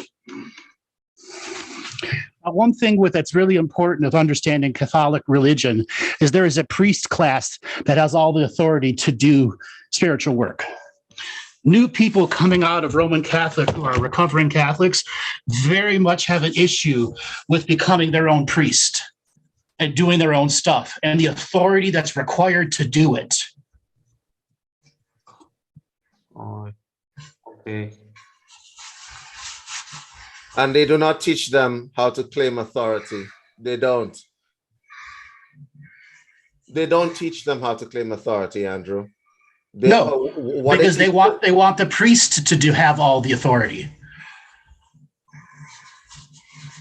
Okay. And when you become a self-practitioner, you are your own priest with your own authority. And you have inner programs about what the priest does for all aspects of spiritual journeying. Do you have some revocation for fear? This is one you got to create for yourself. Yep. Okay? Because ultimately the journey of creating it will help you unravel the power you've given away to it. Okay. All right, brother, I got to let you go. I got to move on to another caller. Thank you, Andrew and David. You're welcome. You're welcome. All right, Robert, let's spin up the wheel of callers and see who is next. Okey-doke. Francesca, your signal to unmute. Francesca, are you there? Francesca, going once. Francesca, going twice. There you are. Where are you calling from today? Hey, Andrew. I'm in Lanzarote, Canary Islands. The Canary Islands. Welcome to the show. I'm not sure if you remember, we spoke once at the beginning of the coronavirus, the first lockdown in Italy. And my baby was just... I remember you. Yes. Yes, I remember you. And then your husband was stuck in Britain and he wanted to drive across the country? Yes. Yeah. Yes, so the things have moved and the direction is really complicated. I don't even know how to start and describing the issues. There any question you can ask me to make it simpler for you? Just be blunt with what you're saying, and I will read into the energy, and David will read into the energy too. What's going on? What's wrong? Start from there. Well, the family describe it as a psychosis, a psychotic attack. These behaviors that started being really strange in December. Okay. And I was explaining it to myself with the heavy consumption of marijuana that is legal in Lanzarote that he has performed over the few months that he was living here. Too much alcohol and not working, so too much time for his head to go in weird direction. It doesn't need to work for living because he has co-owned with a sister a property in London that is worth millions and that they rent for an amount of money that is like much more than an average salary. And especially the Canary Islands is not an expensive place where to live compared to London. Mm-hmm. So he was too relaxed. We had, as a couple, problems already we have been together very little before the baby was born, and I had done everything with the baby by myself, and I wasn't really satisfied with him. And he's a sort of. Oh, you've got. Hold on, I've got enough. So you've got a spoiled brat on your hand. Yes, but that acts crazy. Now What are the crazy things that he does? So it all started here in Christmas. He wanted to kick my parents out of our house. Why? And initially, he started being paranoid over my ex-boyfriend. And he asked me to stop any communication, future and the current. And we really have like seldom some affectionate, but seldom Instagram conversation. And my ex-boyfriend is an artist, and he's become famous and successful at what he does. I'm sure there's some interpersonal issue with him, because he doesn't do anything. And I tried for the time I've been with him to inspire him, because it's not only for the money, but just for being finding himself as some positive reinforce in life of doing anything. A man at 37 years old cannot, spend the time on YouTube. And I'm going to reiterate, he's still an entitled, spoiled brat who is a full-on narcissist, and you're now beginning to see it through the crazy aspects. David, what do you want to add to this? There's not too much else to add to this. I think the caller actually has an idea of what is happening. The caller just needs to know what she's going to do about it next. What are you going to do? What are you actually going to do exactly? I applied for custody. We have, he's threatening me with the pseudo-legal, very well-written emails and letters. Like, he even sued me in London for a small amount of money in the small court. And I took the step of applying for custody because I'm really scared for the safety of the baby. He lost control very often here, and with his family. I've heard of things that have happened where you understand that he's not really in control of himself. And he's a bit obsessed with me, and also using the baby in order to be recognized as rightful of seeing his baby. And I have a flat in London. He's sent a letter to the tenants telling them that they may have to move very soon because I will be repatriated. And it's constant. His mental energy is so strong, and his blood is so cold whenever he action and he execute all those evil plans. And I am an emotional person. He's using it against you. I'm exhausted. This is where you have to take. This is where you have to take next level decisive action. Yeah, I understand. The judge hasn't decided yet. However, the father, however bad he can be, has got a right to see the baby, and the baby has got a right to see the father. Sure, but you could also make it very apparent that he's an unstable person. Yeah. Luckily, his family is on my side, so it seems like that they're going to, help me to. The mom tried to ask me to force him into psychiatric cure, and it's really hard that a judge for a family custody is going to pronounce himself towards that direction. Normally you need to have someone being murdered for them to touch Listen, he smokes so much pot he'll never pass a drug test. If he doesn't pass the drug test, they're going to take his rights away. David, you're a lawyer. You know this, right?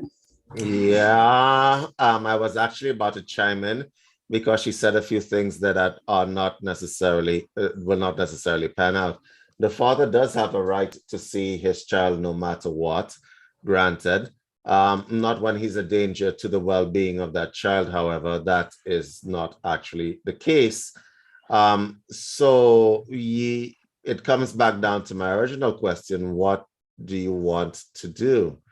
Because you seem torn inside somehow, and I'm not quite sure what's tearing you inside.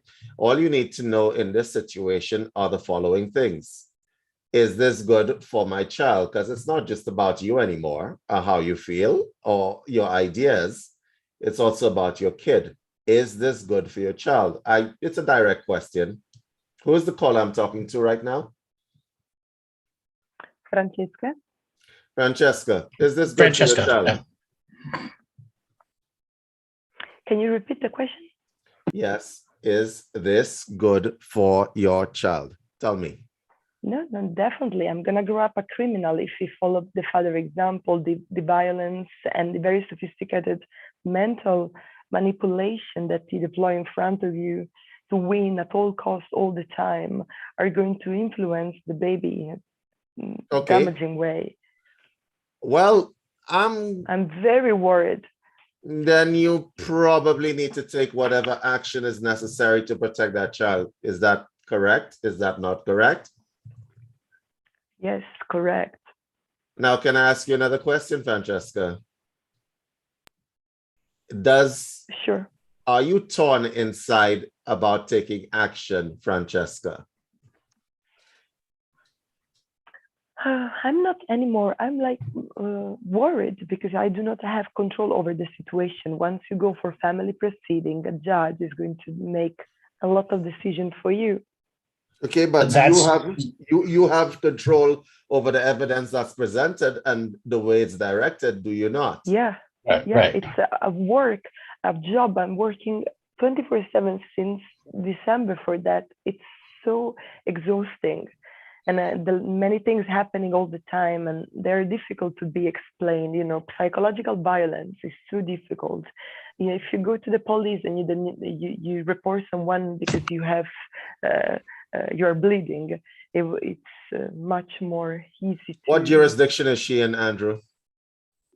She's in the Canary Islands right now, but they were living in Italy before that, and she has an apartment in London. Okay, where was the baby? Where was the baby born? In Italy. It's just the word citizenship is. In Italy, he would like to do everything in London. But, he would, but you don't have to. You don't have to. The right jurisdiction is where the baby is, because we have co-signed a long-term rental agreement here. The baby goes to the kindergarten, so the baby is living here, and the right jurisdiction is the Canary Islands. Case. Yeah. Okay, the Canary Islands is a derivative of where? Is that the English Commonwealth? Spain. Spain? It's a derivative of Spain. Okay, so if I'm not mistaken, that's the your part of the European Union. If I'm not mistaken, what they're going to do is they're going to give you primary caregiver because you are the mother. That I could pretty much tell you that's how that's going to go. Okay, all right. Yeah, but he will be able to see the baby, so we're gonna have to arrange a visit regime.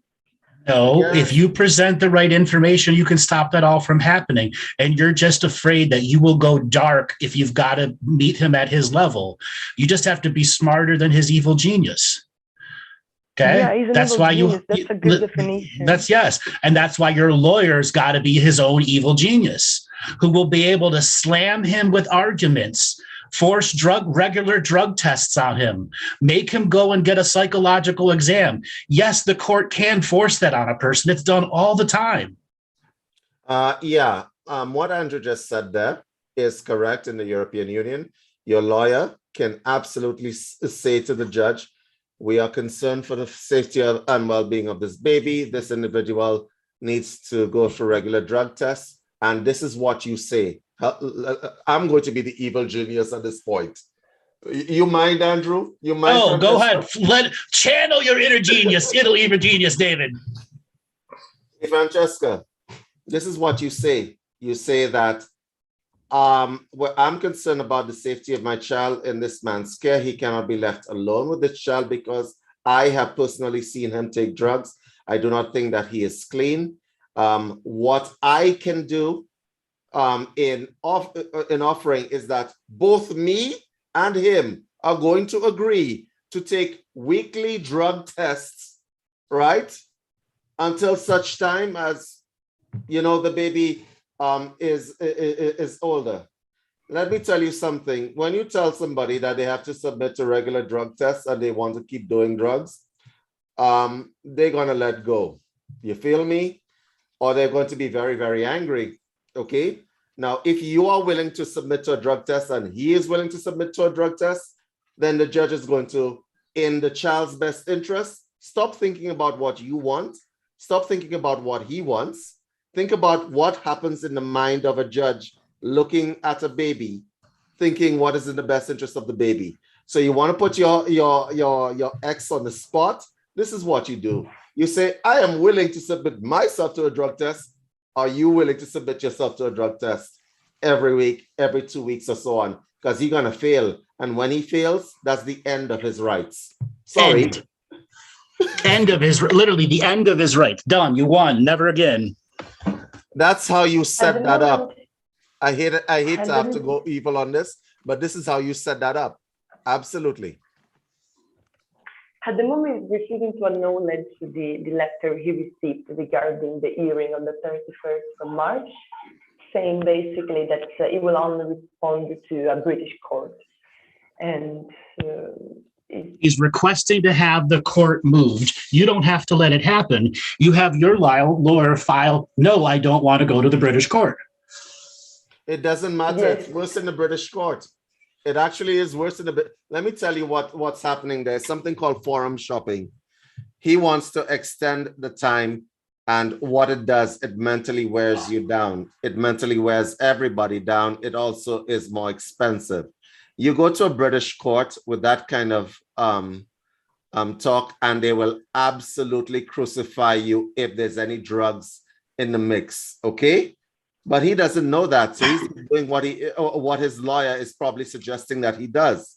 My suggestion to you is that is forum shopping. You live in the Canary Islands. The child is being brought up in the Canary Islands. There's no plans of moving. All your lawyer has to do is say, why do we need to go to a British court? For what reason? Okay? Yeah, we are here. The things have been already submitted.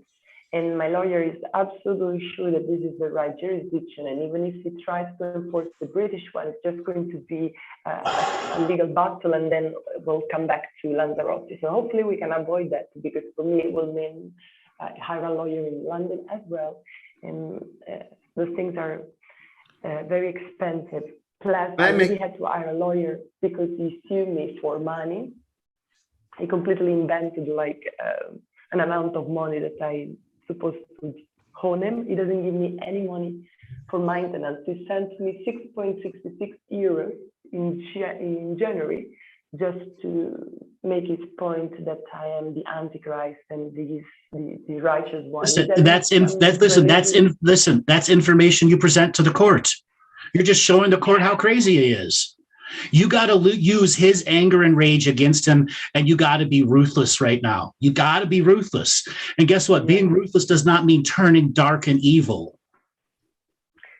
Yeah, maybe it's hard because I'm sort of feeling pity for him. You know, how can someone feel no pity? Feel no pity for him. All that pity energy you're feeling right now is the part of you that never wanted to raise a child on your own. As a young girl, you always wanted to have a husband to help raise any children you have. Now you are a single mother because of the nature of who he is. And you've got to get this guy out of your reality, and you've got to go to your evil genius and next level this without turning evil. You got to take the gloves off of your lawyer and say, I need you to trigger and react him. Yes, I asked that question earlier on. Francesca, you're conflicted. And that, you see, we had 3 callers so far since I've been here. I've been on this broadcast and we've had 3 callers. There seems to be an underlying theme running through the callers. Yes. Okay, guys, at some point in time, you have to take authority and you need to stand. I'm sorry, it's hard. I know how hard that is. Well, actually, I don't, but I can't tell you that I'm feeling what you're feeling, right? But Candice, you need to stand at some point in time. You don't like the confrontation. Francesca, your ideas, the ideas that you have, these are not the ideas that are in sync with your reality. The ideas that you have a child, the man is there, you are there, and you're raising a family, and the happy ever after story is not something that is possible at this point. You have to actually come to terms with that, and you need to stand and do whatever you need to do. I am quite sure that the lawyer that you are dealing with is also feeling your conflict, and you can't go into battle, and this is what is happening. You can't go into battle conflicted. You can't. Okay, Pablo, if you're listening to me, right? The stuff that you are dealing with is stuff that you have actually summoned. And as a result, you can't summon something and you can't and be afraid of it. You have to master it. Francesca, you manifested this reality with this man as well. Some of the stuff was your choice and you made choices back then. You couldn't see what was happening, but I'm telling you that if you are conflicted and you are afraid, and you're afraid of what it means for you, then you are going to have a problem. And your child, you have to think about the child. Candice, you need to think about the child. Pablo, you need to think about your whole life. There seems to be an underlying theme happening here. Everybody in this chat, please learn to stand when it is that you are faced with these challenges in your life, because if you don't, it is the in-between spaces of conflict that let people put hooks into you and control you. That's what happens. Okay. I want to add something here. We do this wheel of collars process where David and I have no control over the collars. Robert has a super secret fit system, and the universe presents a process for us. Sometimes it goes from one to the extreme, but again, we have a common thread here. And that common thread is sovereignty. Yep. Learning to define it in yourselves so that there's a sacred sovereignty where your spiritual realm cannot just be walked over by any entity with a key to your reality. You got to regularly change the locks on your sacred energy. And you do that out of sovereignty. And then the commitment to be sovereign. And then creating spiritual practices that actually affirm, confirm, and validate sovereignty, the state of living sovereign. David, as a lawyer, there's a whole different sovereign terminology. Could you add that to this little mix here?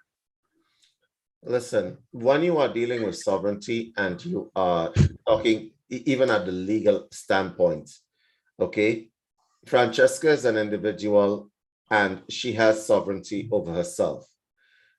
If, however, just from a legal point of view, she chooses to give that up, she can absolutely do so. Okay?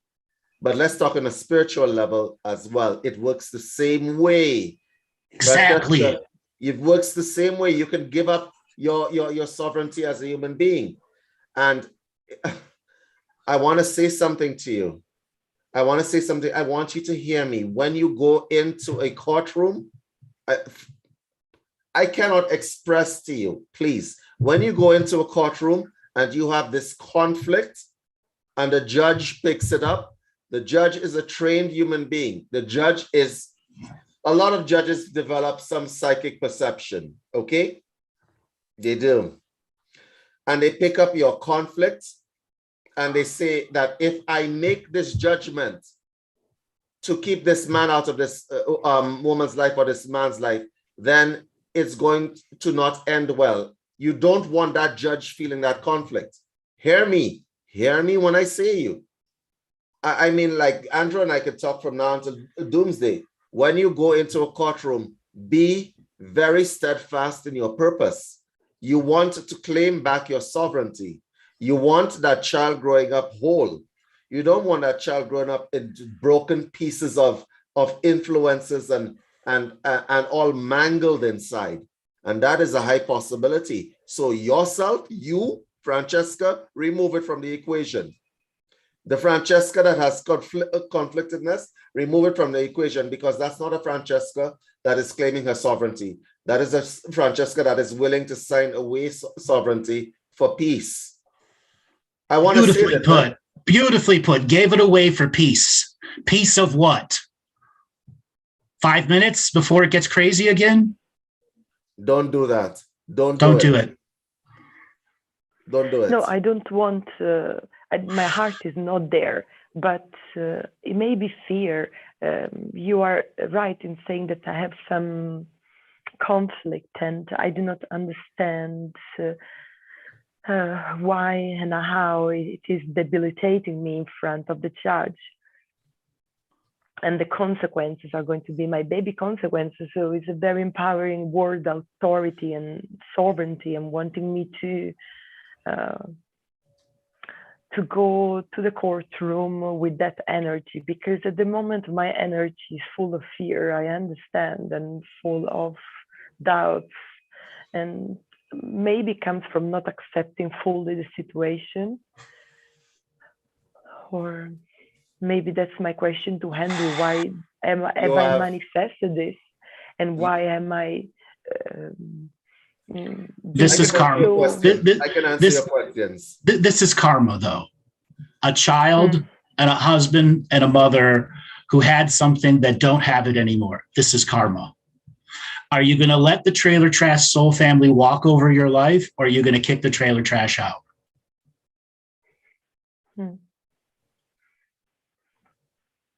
In a way, I also thought of it like a big job that I was given to. Raising a child is a giant job. Raising a child is a big job. Yeah, and especially I think it comes from their ancestor, this evilness, which I hope to clean from my baby future, and therefore his ancestors. The baby has got his name, and my job is to make sure he doesn't inherit certain aspects. Well, your job is to love this child unconditionally through its entire life. Oh, I do. Then there is nothing else that needs to be added to the job language, because you're only giving yourself too focused responsibilities that make it very difficult for you to go through the process of why am I still have attachments to the husband, to the father, because you never wanted to be a single mother. It's a deep inner fear inside you, and one that you've got to really go down and chronicle and write about. I'm going to be a single mother. There is no way, shape, or form I can allow this person to have any aspect to my life or my daughter's life. Those are all truths, are they not? He's a boy, Noah. Is he a danger to your child and you?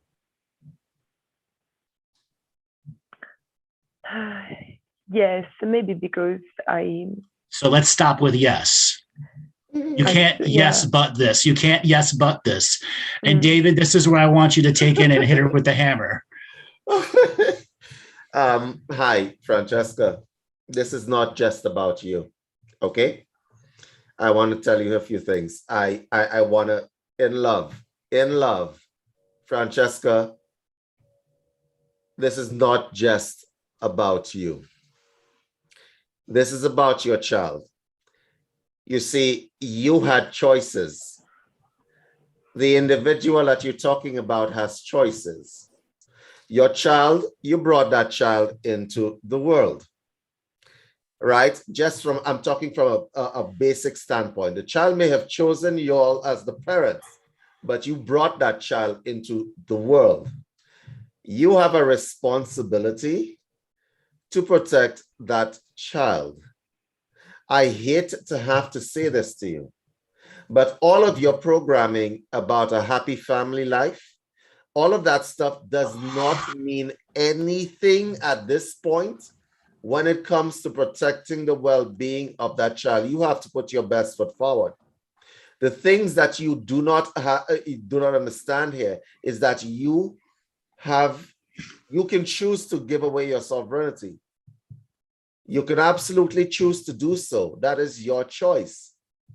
But the conflict that you are having there is a conflict about something that isn't even real. You are not in the space where you can turn anything here around. That is not your choice. For you to turn any of this shit show around, you're going to have to get this man to change. You don't have that power. You don't. No. Right? But he has No, power over you right now because you're conflicted. Do you think that individual is conflicted? No, you're wrong. You are the dragon to him. So you have to do something. If you don't do something, this is what is possible.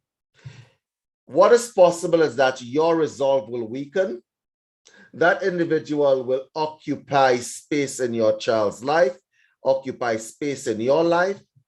Nothing is going to change. That child is going to look at what is happening. That child is going to emulate what is happening. That child is going to be all twisted up inside. And 20, 30 years from now, will look at you and say, you could have done something, Mom. Why did you not? Why didn't you do it? Pow. Pow. Process that, Francesca. Process that. So I understand how hard it is because I have a deep, that's Robert's bell. I have a deep suspicion that part of you, Francesca, and I want you to admit it right here now, part of you still loves this man, yes or no? Be very, very deep and honest. No. Not at all. Not even a little bit. No. So what are you holding? Why are you this conflicted? happened. Why are you conflicted?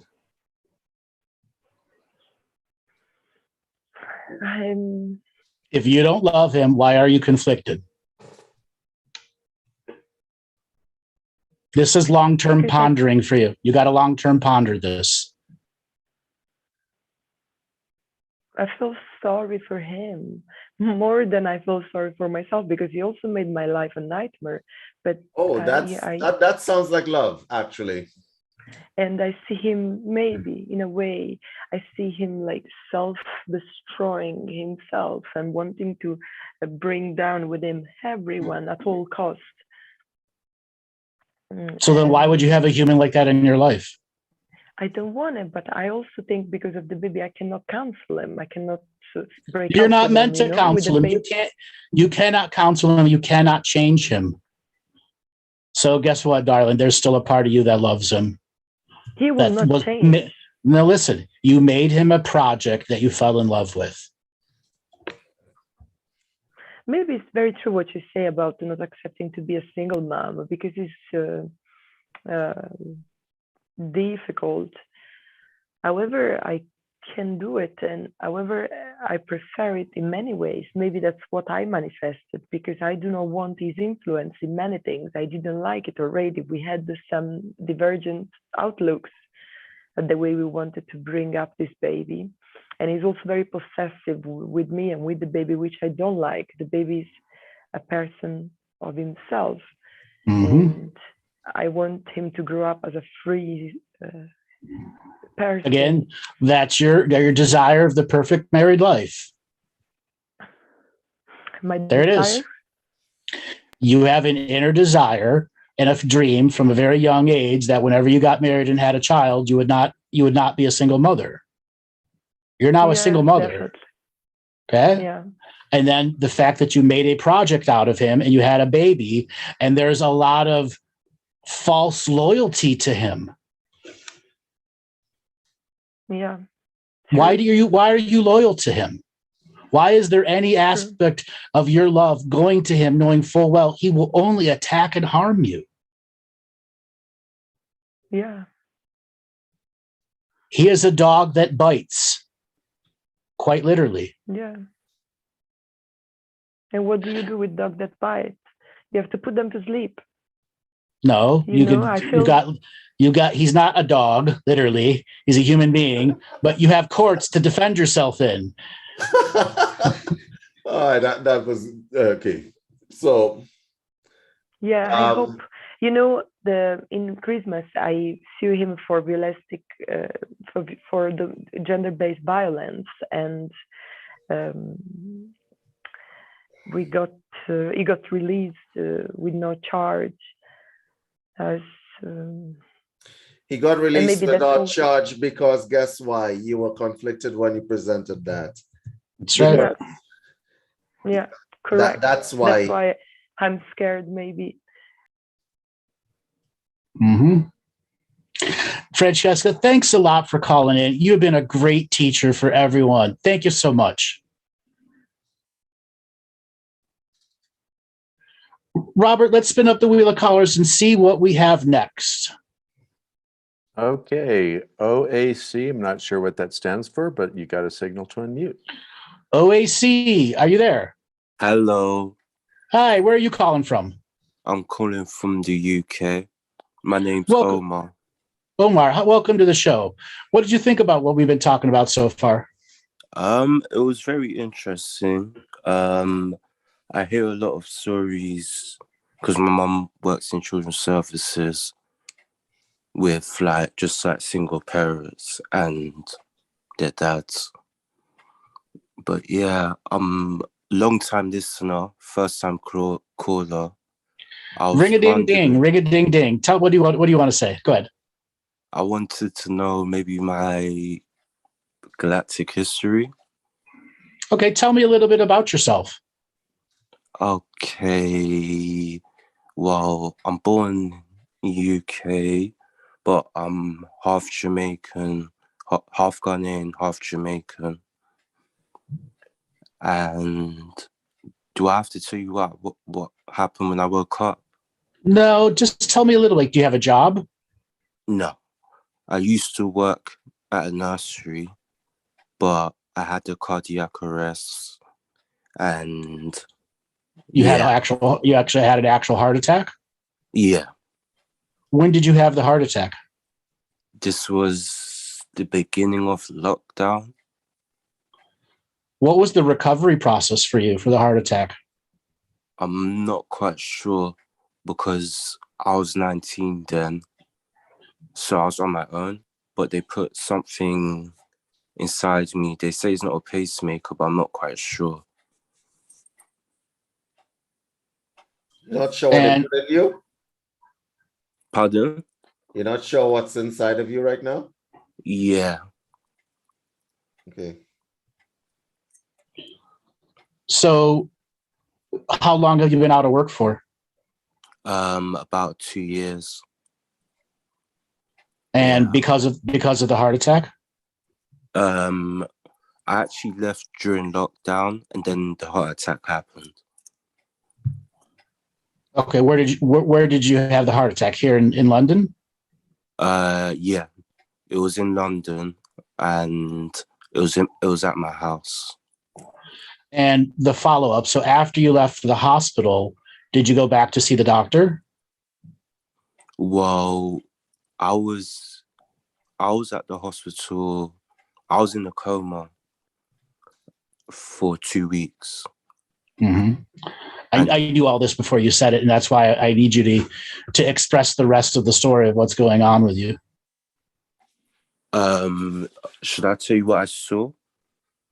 Let's finish the medical side of what actually happened. So you were in a coma for 2 weeks. Yeah. And I take it you had a series of near-death experiences on the other side?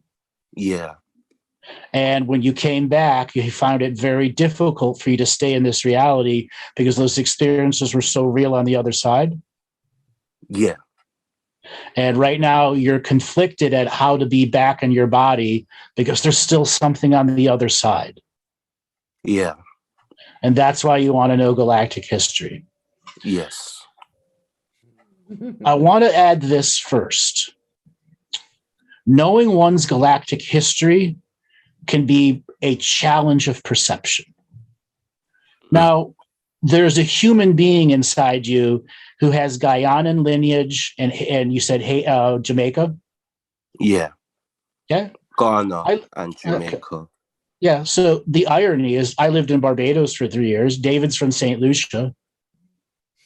What karmic interaction do you think is here right now? We're from Caribbean. The Caribbean energy. Okay. Yeah. And this Caribbean energy is something that's still in your lineage, but it's an experience you had that took you out of London in your near-death experience and brought you to a spiritual island life.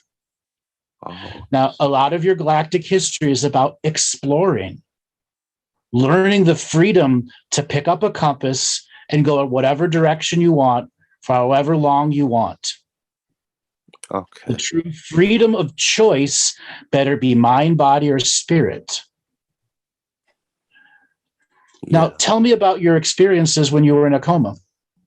I woke up and there was 2 women there,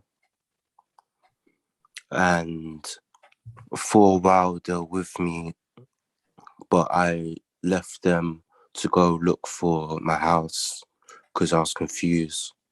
Mm-hmm. And then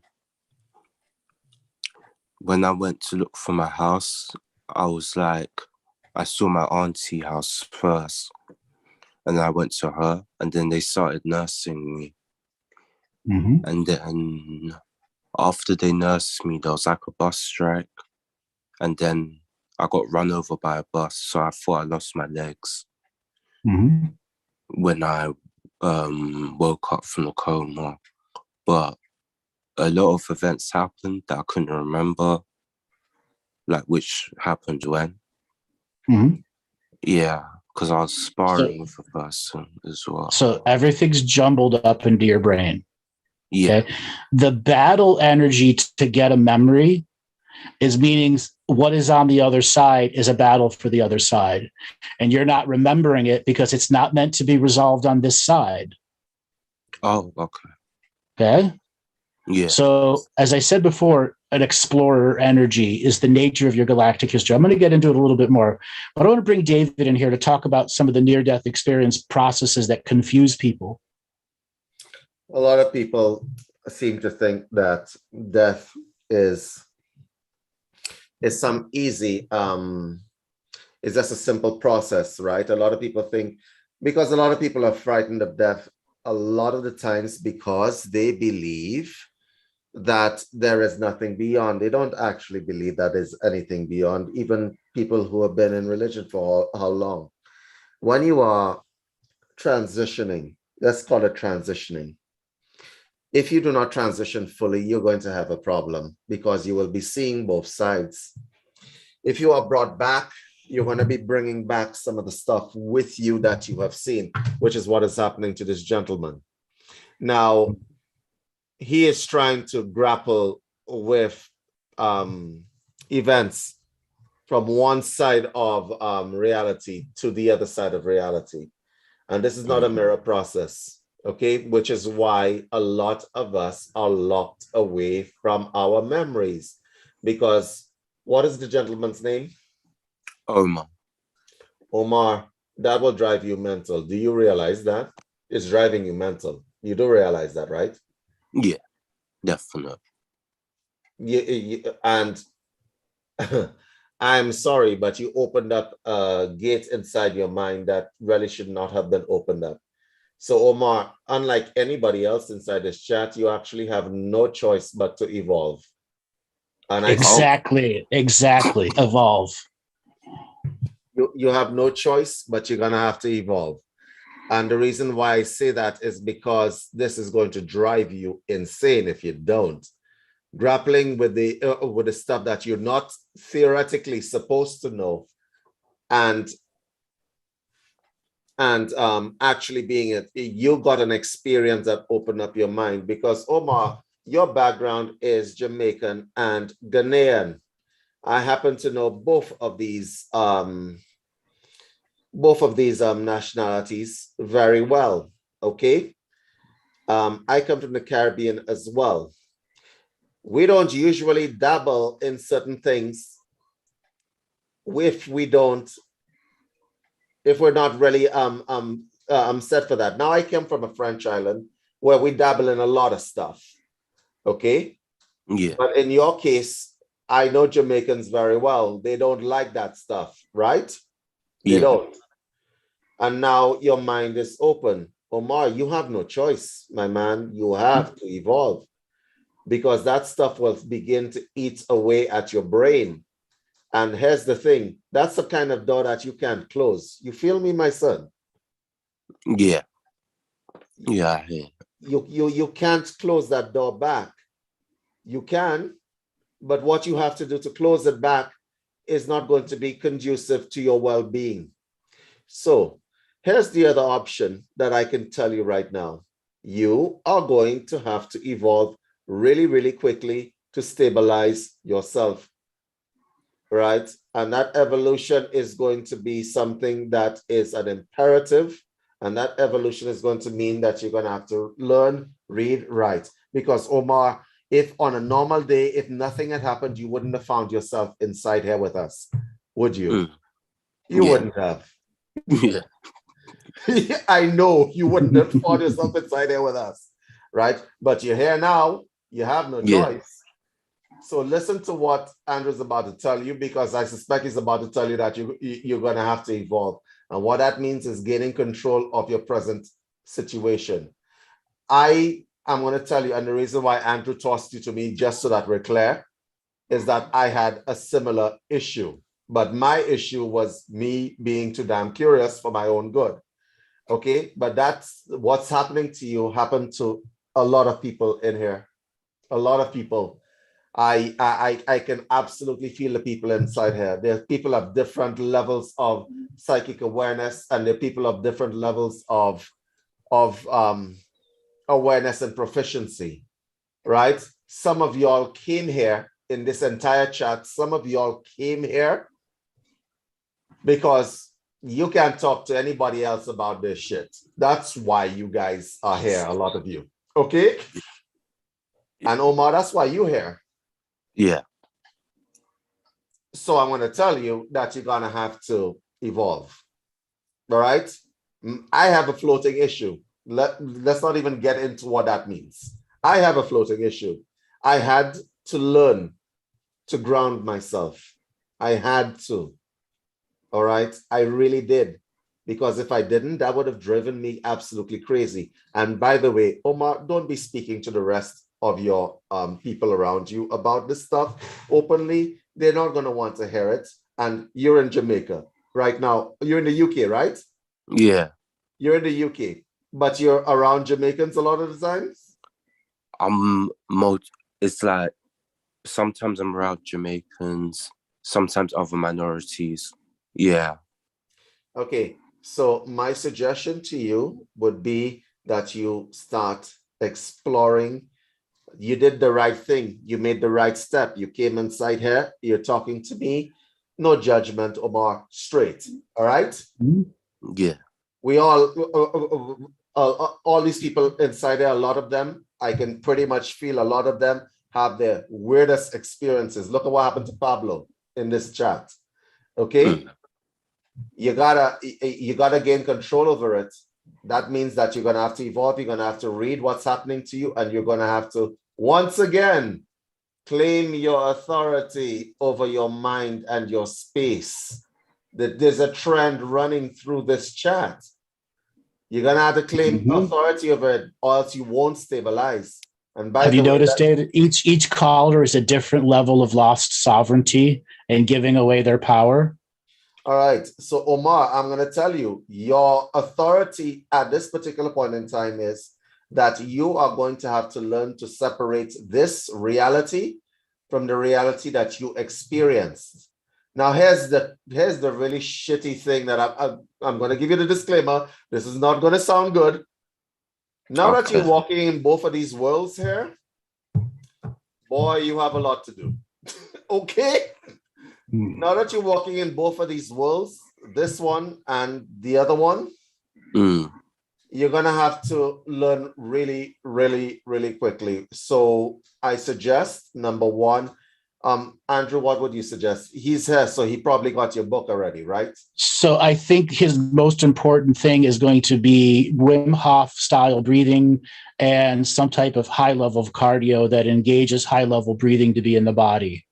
Winter cold training can do it, where you get in very light clothing and you get out there and run and heat up your body. And when you're done, you'll have a very powerful euphoric release afterwards.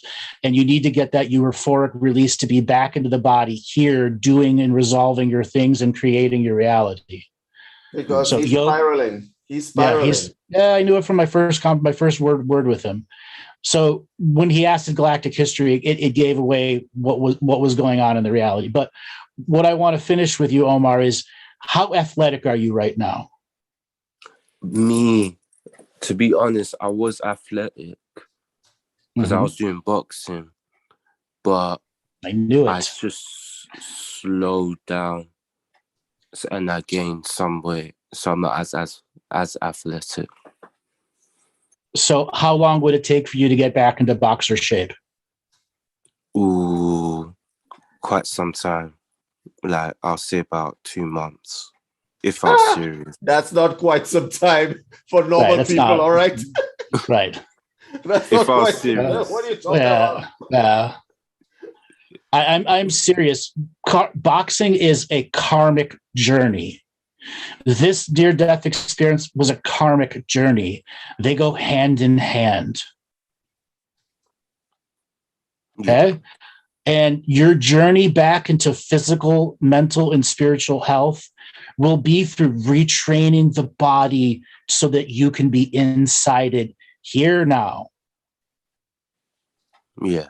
Maybe you want to consider going and do something like Brazilian Jiu-Jitsu, because that's rolling around with the mat and having to be present because the other person is doing a technique on you and you're doing a technique on them.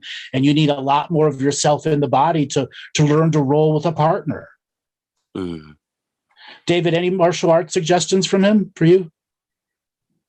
The individual is trying to create some sort of control. So your suggestion was actually a good one, because there's some groundedness there that even if his nervous system can't regulate, he can co-regulate with a partner, is what you're suggesting. Yeah, exactly. Or boxing with a partner too is the same thing. Yep. Okay. Sparring with a partner. But Omar, my suggestion is that you're a fighter. You got to fight this. But I sense that you're spiraling because it's something that is new to you, correct? What do you mean by new to me? I mean, the whole experience of walking in these both of these worlds and having, that's new, right? Yeah. Well, you're gonna have to train in it, like anything else. Train. Okay. Now, I want to add another thing here. Diet. Because you are operating in both worlds, you are burning way more fuel than you realize. And as you go back to retraining the body, you're going to have to get back to that 100 to 200 grams of protein a day.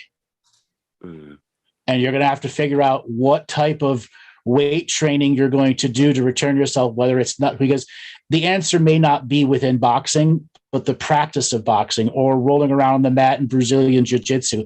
It's really about you recovering to be back in the human body. Can you do the same thing running biathlons and triathlons? Yeah, you could. That's a different level of focus and discipline in the training in the body. Yeah. You got to reclaim that inner warrior in you. And let me tell you, you can box shit right out of your reality. Yeah. All right, Omar, thanks for calling in. You've been a really great teacher to a lot of people. Oh, thank you. Thank you for You're having welcome. me. You're welcome, brother. Get out there and train. Will do. All right. David, my God, we get a whole group of unique callers.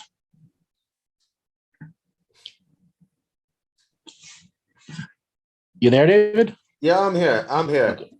I'm here. I was just wondering. I was just wondering, right? Like how this entire broadcast, we've had a theme running through. There are a lot of people inside this chat that has that theme running through them as well, right? And we need to, I can't emphasize this, right? As long as you're alive, you can gain control of your reality. As long as you're alive, even if you have ceded your reality to someone else, your sovereignty to someone else, you can absolutely revoke it. You can do so. You have the authority to do so. But if you don't do it, then you are always going to be at the mercy of the tides of fate. And you don't want that. Some of you don't like conflict. Some of you are afraid. Some of you are paralyzed with fear. Some of you are isolated, which actually increases the fear. Some of you don't like the idea, okay, of standing up for yourself because you suddenly put a spotlight on yourself and you're suddenly seen. A whole bunch of people see you, right? Finally, some of y'all like to blend into the background and not be seen. Some of you who are afraid to raise your hands right now because y'all don't want to talk to Andrew and myself directly. Guys, it's not necessary. All that fear, all that trepidation, not necessary. Not necessary. There is nothing in this world to be afraid of. Not demons, not entities, not anything else. Nothing. Not Andrew, not me, not anybody else. So you guys have to claim your authority you have to claim your authority in this world and the next. That is what I have to say. So David, let's do a little exercise. You want to do one more call? Sure. Let's predict the Wheel of Collar. Mm-hmm. Okay. Sure. And I want everyone who's a lazy chicken shit right now to go down to that 3 dots and click raise your hand. Right now, there's 19 people that have their hands raised. I want it to double that. Come on. Let's change the reality here. Let's see how many more people we can get raising their hands. Come on, come on. Chicken shits. Come on. If you all have something on your minds and you all are afraid to ask a question, then you're not empowering yourselves, people. You're not. You're not empowering yourselves. Raise your hands if you have anything to ask. We may not like what you have to ask. We may not agree. But at least you can raise your hand, and that's part of claiming your sovereignty right now. Raise your hands. With that said, David, we've doubled our pool of callers here. And we're going to see if the theme sticks through or if the Wheel of Callers is going to change. Oh, all right, Robert, spin up that Wheel of Callers and see what comes next. All righty. Elizabeth, signal to unmute. You're the next caller. Elizabeth, are you there? Elizabeth, going once, going twice, going 3 times. Ooh, universe. All right, Robert, pick another one.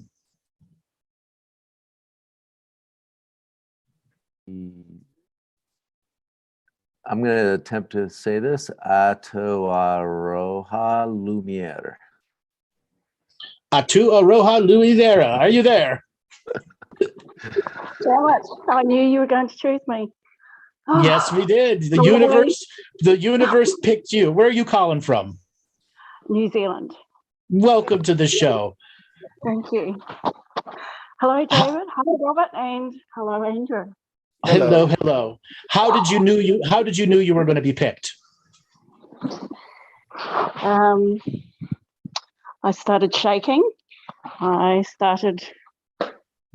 just knew. Oh, why was she shaking? You guys not to.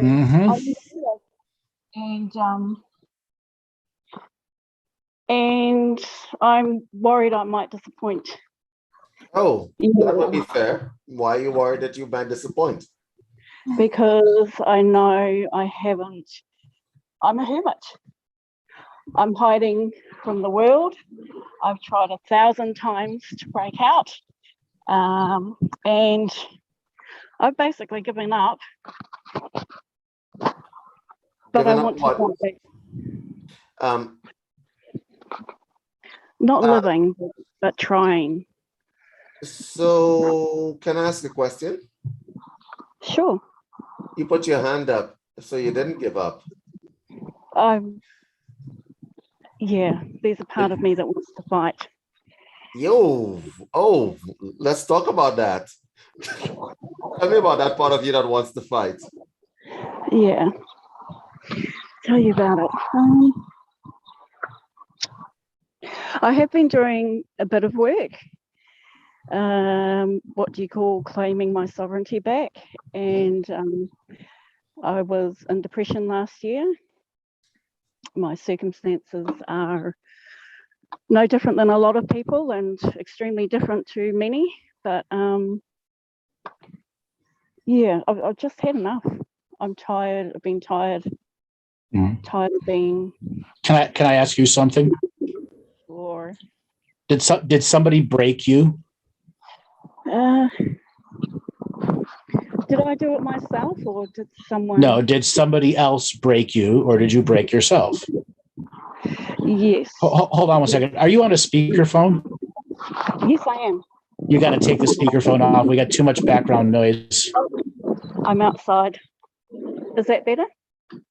No, you got to take the speakerphone off or go inside. The background noise is too much. Okay, what do I do there? How do I do that? You look, sounds like you did it right. The speakerphone's off right now. Okay, great. Just hold it up to here. So you're at a switch situation here where you have to not just stand up, but recognize the power of what standing up is.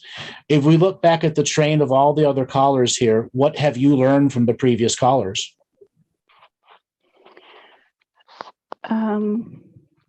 Well, there was a couple I thought you really need to get out of your head. And to actually recognize the patterns that they're in. And I don't think a couple of them did. The last one intrigued me because that near-death experience, I'm wondering if I went through that myself and maybe am trying to get back somehow, some way. I don't know. Yeah. Just a lifelong struggle. I mean, for as long as I can remember. And the sad thing about it, and this is where I'm starting to get worried, is I'm passing it on to my daughter.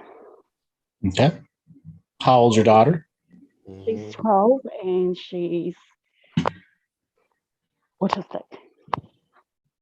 Okay, she's 12 and she's autistic. Yes. She didn't answer your question. He asked. I know.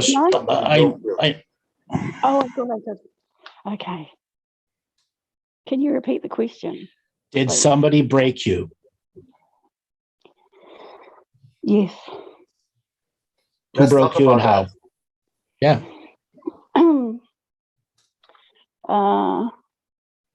I mean, I could go way back in childhood.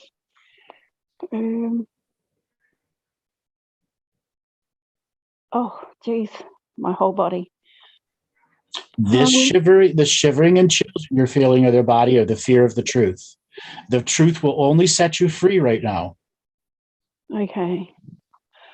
I think starting with my parents, leading on to 13-year-old sexual abuse victim. Okay. And then went into a marriage that I believe I was hoping to rescue me. And in a way became imprisoned by it. And stuck. Okay. Are you ready to unbreak yourself? Yes. David, how do we unbreak people? Well, my dear, you're going to have to come to terms with the past, first of all, because it still has a massive effect on you.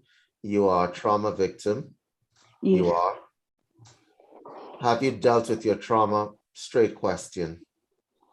Have I doubted it or dealt with? Dealt with it.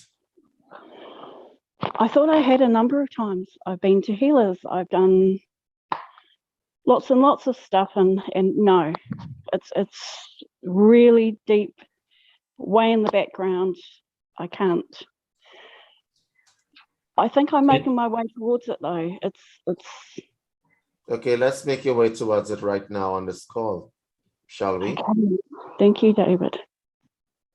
Let's make your way towards it right now on this call. When you started to talk, you began to shiver. What was the thing that's always on your mind right now? Fear. What were you afraid of? Geez, I want to cry now. To be brutally honest, to be found out, to be seen. When you were speaking, the both of you, let's just go on the call and get someone. And it was, I knew you were talking to me. I knew it. It's that one hiding, that one chicken shit. The magic of the show reached out to you and gave you frequency in which your body shook as a response. Why were you afraid of being seen? That everyone might. Why were you afraid of being seen? See the ugly truth. You are not ugly to us. Definitely not. You're not ugly to me, for sure not. So, what about you is afraid of this ugliness that you think that you have?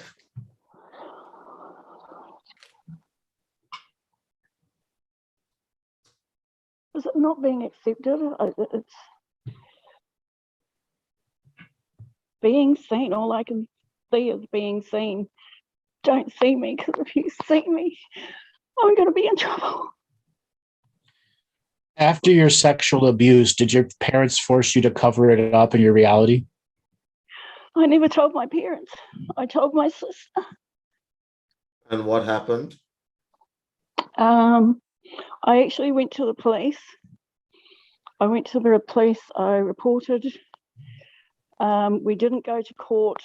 I ran away. And that's how I deal with life. I run away from everything. Absolutely everything. I'm a runner. And May I ask you a question? Then Why did you run away? Because it wasn't safe. Because I would be found. Because you knew your abuser was close to you. It's he was familiar. He was an acquaintance. I had run away from home, and then the abuser. So the abuser was a friend of a friend. Oh, you know, I've got a business. Someone's just turned up.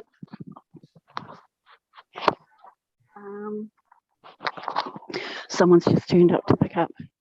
How are you? No worries. Probably about 6, 7. Sorry. It's okay. Yeah, if you could. Okay. Sorry. Thank you for waiting. Ironic. You're being seen by many realities right now. Yeah. Someone just turned up. Yes. Somebody just turned up. Okay. That isn't irony. That's karma. Crazy. Okay. I hope he didn't hear. Oh God. It doesn't matter if he did or didn't. It did happen. It did. It certainly did. Okay, so I'm not actually going to stop asking you questions. So you're okay with that? I'm fine. I'm here. So you ran away. You ran away because you were afraid of being seen, because you might get in trouble. Why would you think that you would get in trouble? The thing is, when I'm seen, then you can take from me. Is that what I'm trying to say? So the abuser saw me and I was now a target. So if I'm seen, I become a target. I see. So if I run, you can't get to me. Okay.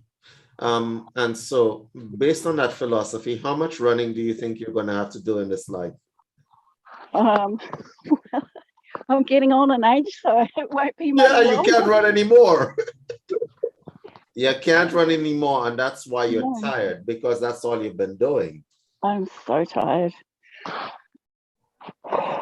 Yeah, and hi there. That running that you've done is exactly not claiming your sovereignty. I always wonder about these things because I see inside of you, even now when you started this call, you started this call from a point of fear, right? You were afraid of Andrew and myself and our perceptions. We don't want to take anything from you, but we would like to give you something. Okay. Okay.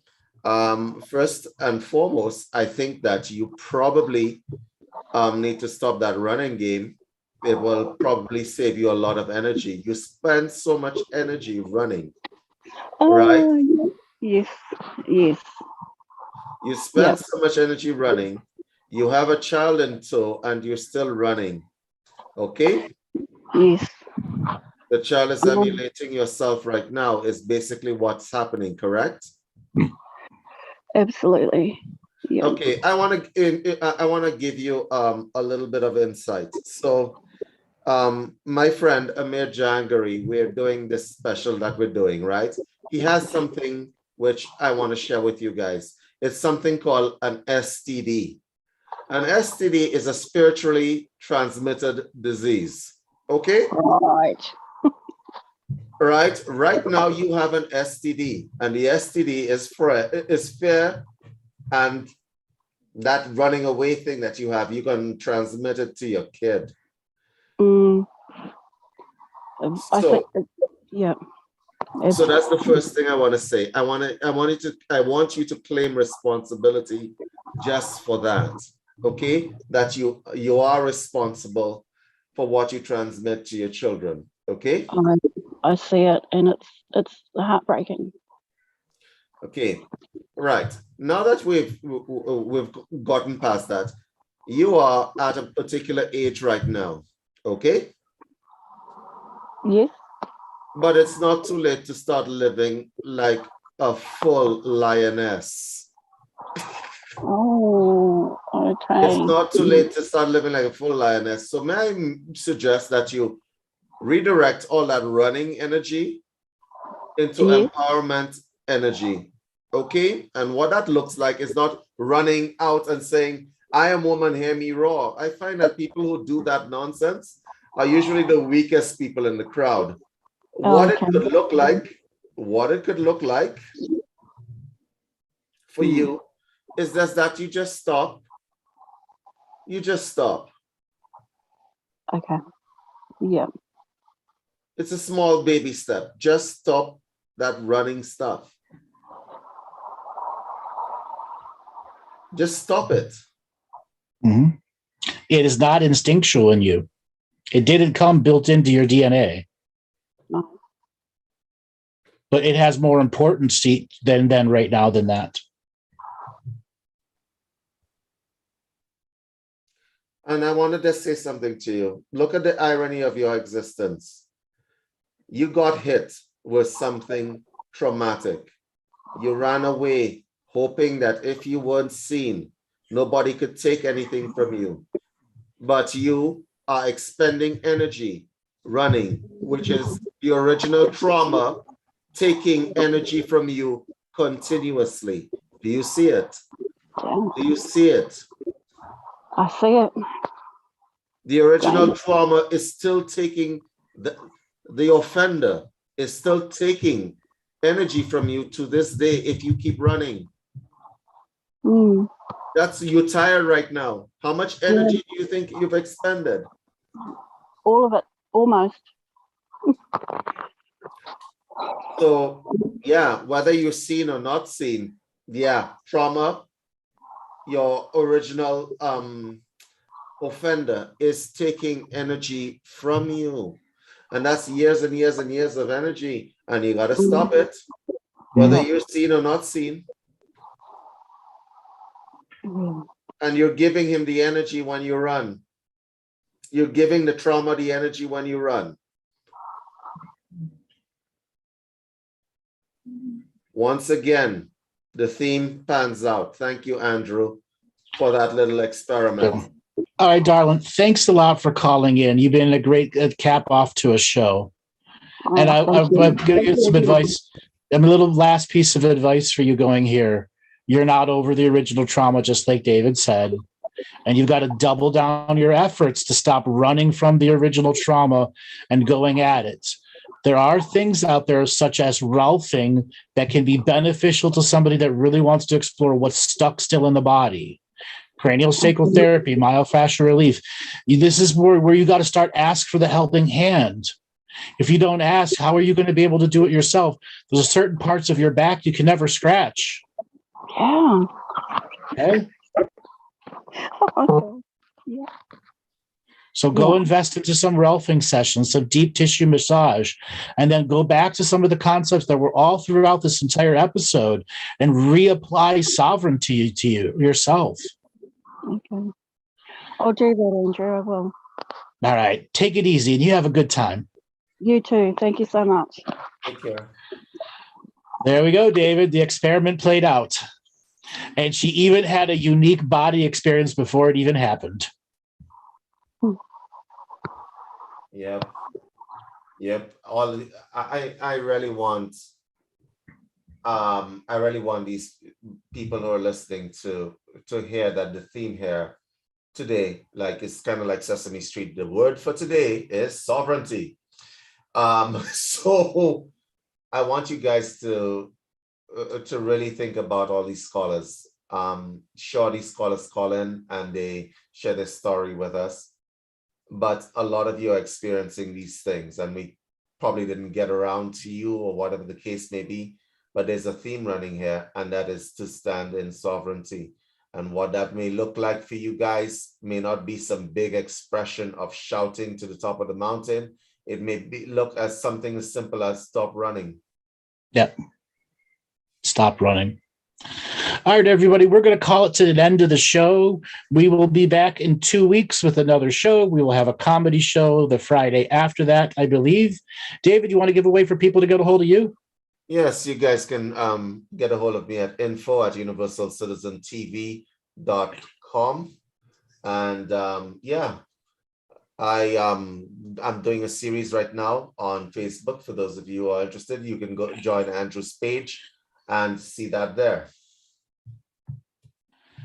All right, everyone, take it easy, reflect on what you've heard, and be ready for the next show. All right, Robert, take us away.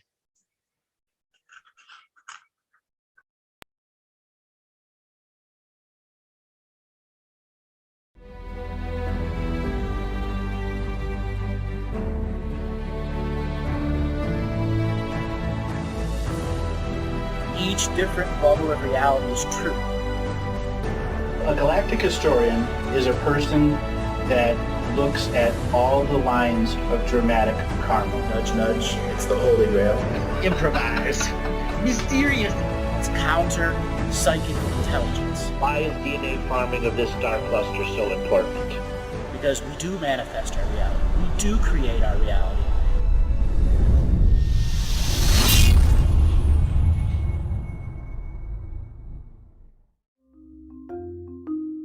Hello, let's create, let's co-create, and let's change this world with love.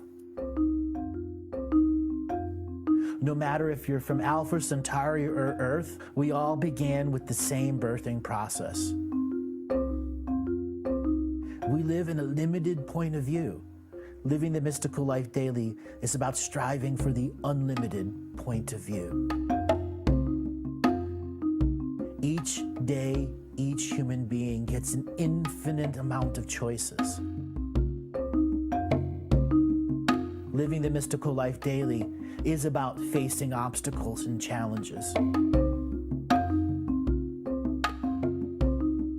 The level of awareness that you are working at means you have a responsibility to be equal with it. How does one truly let go of expectation?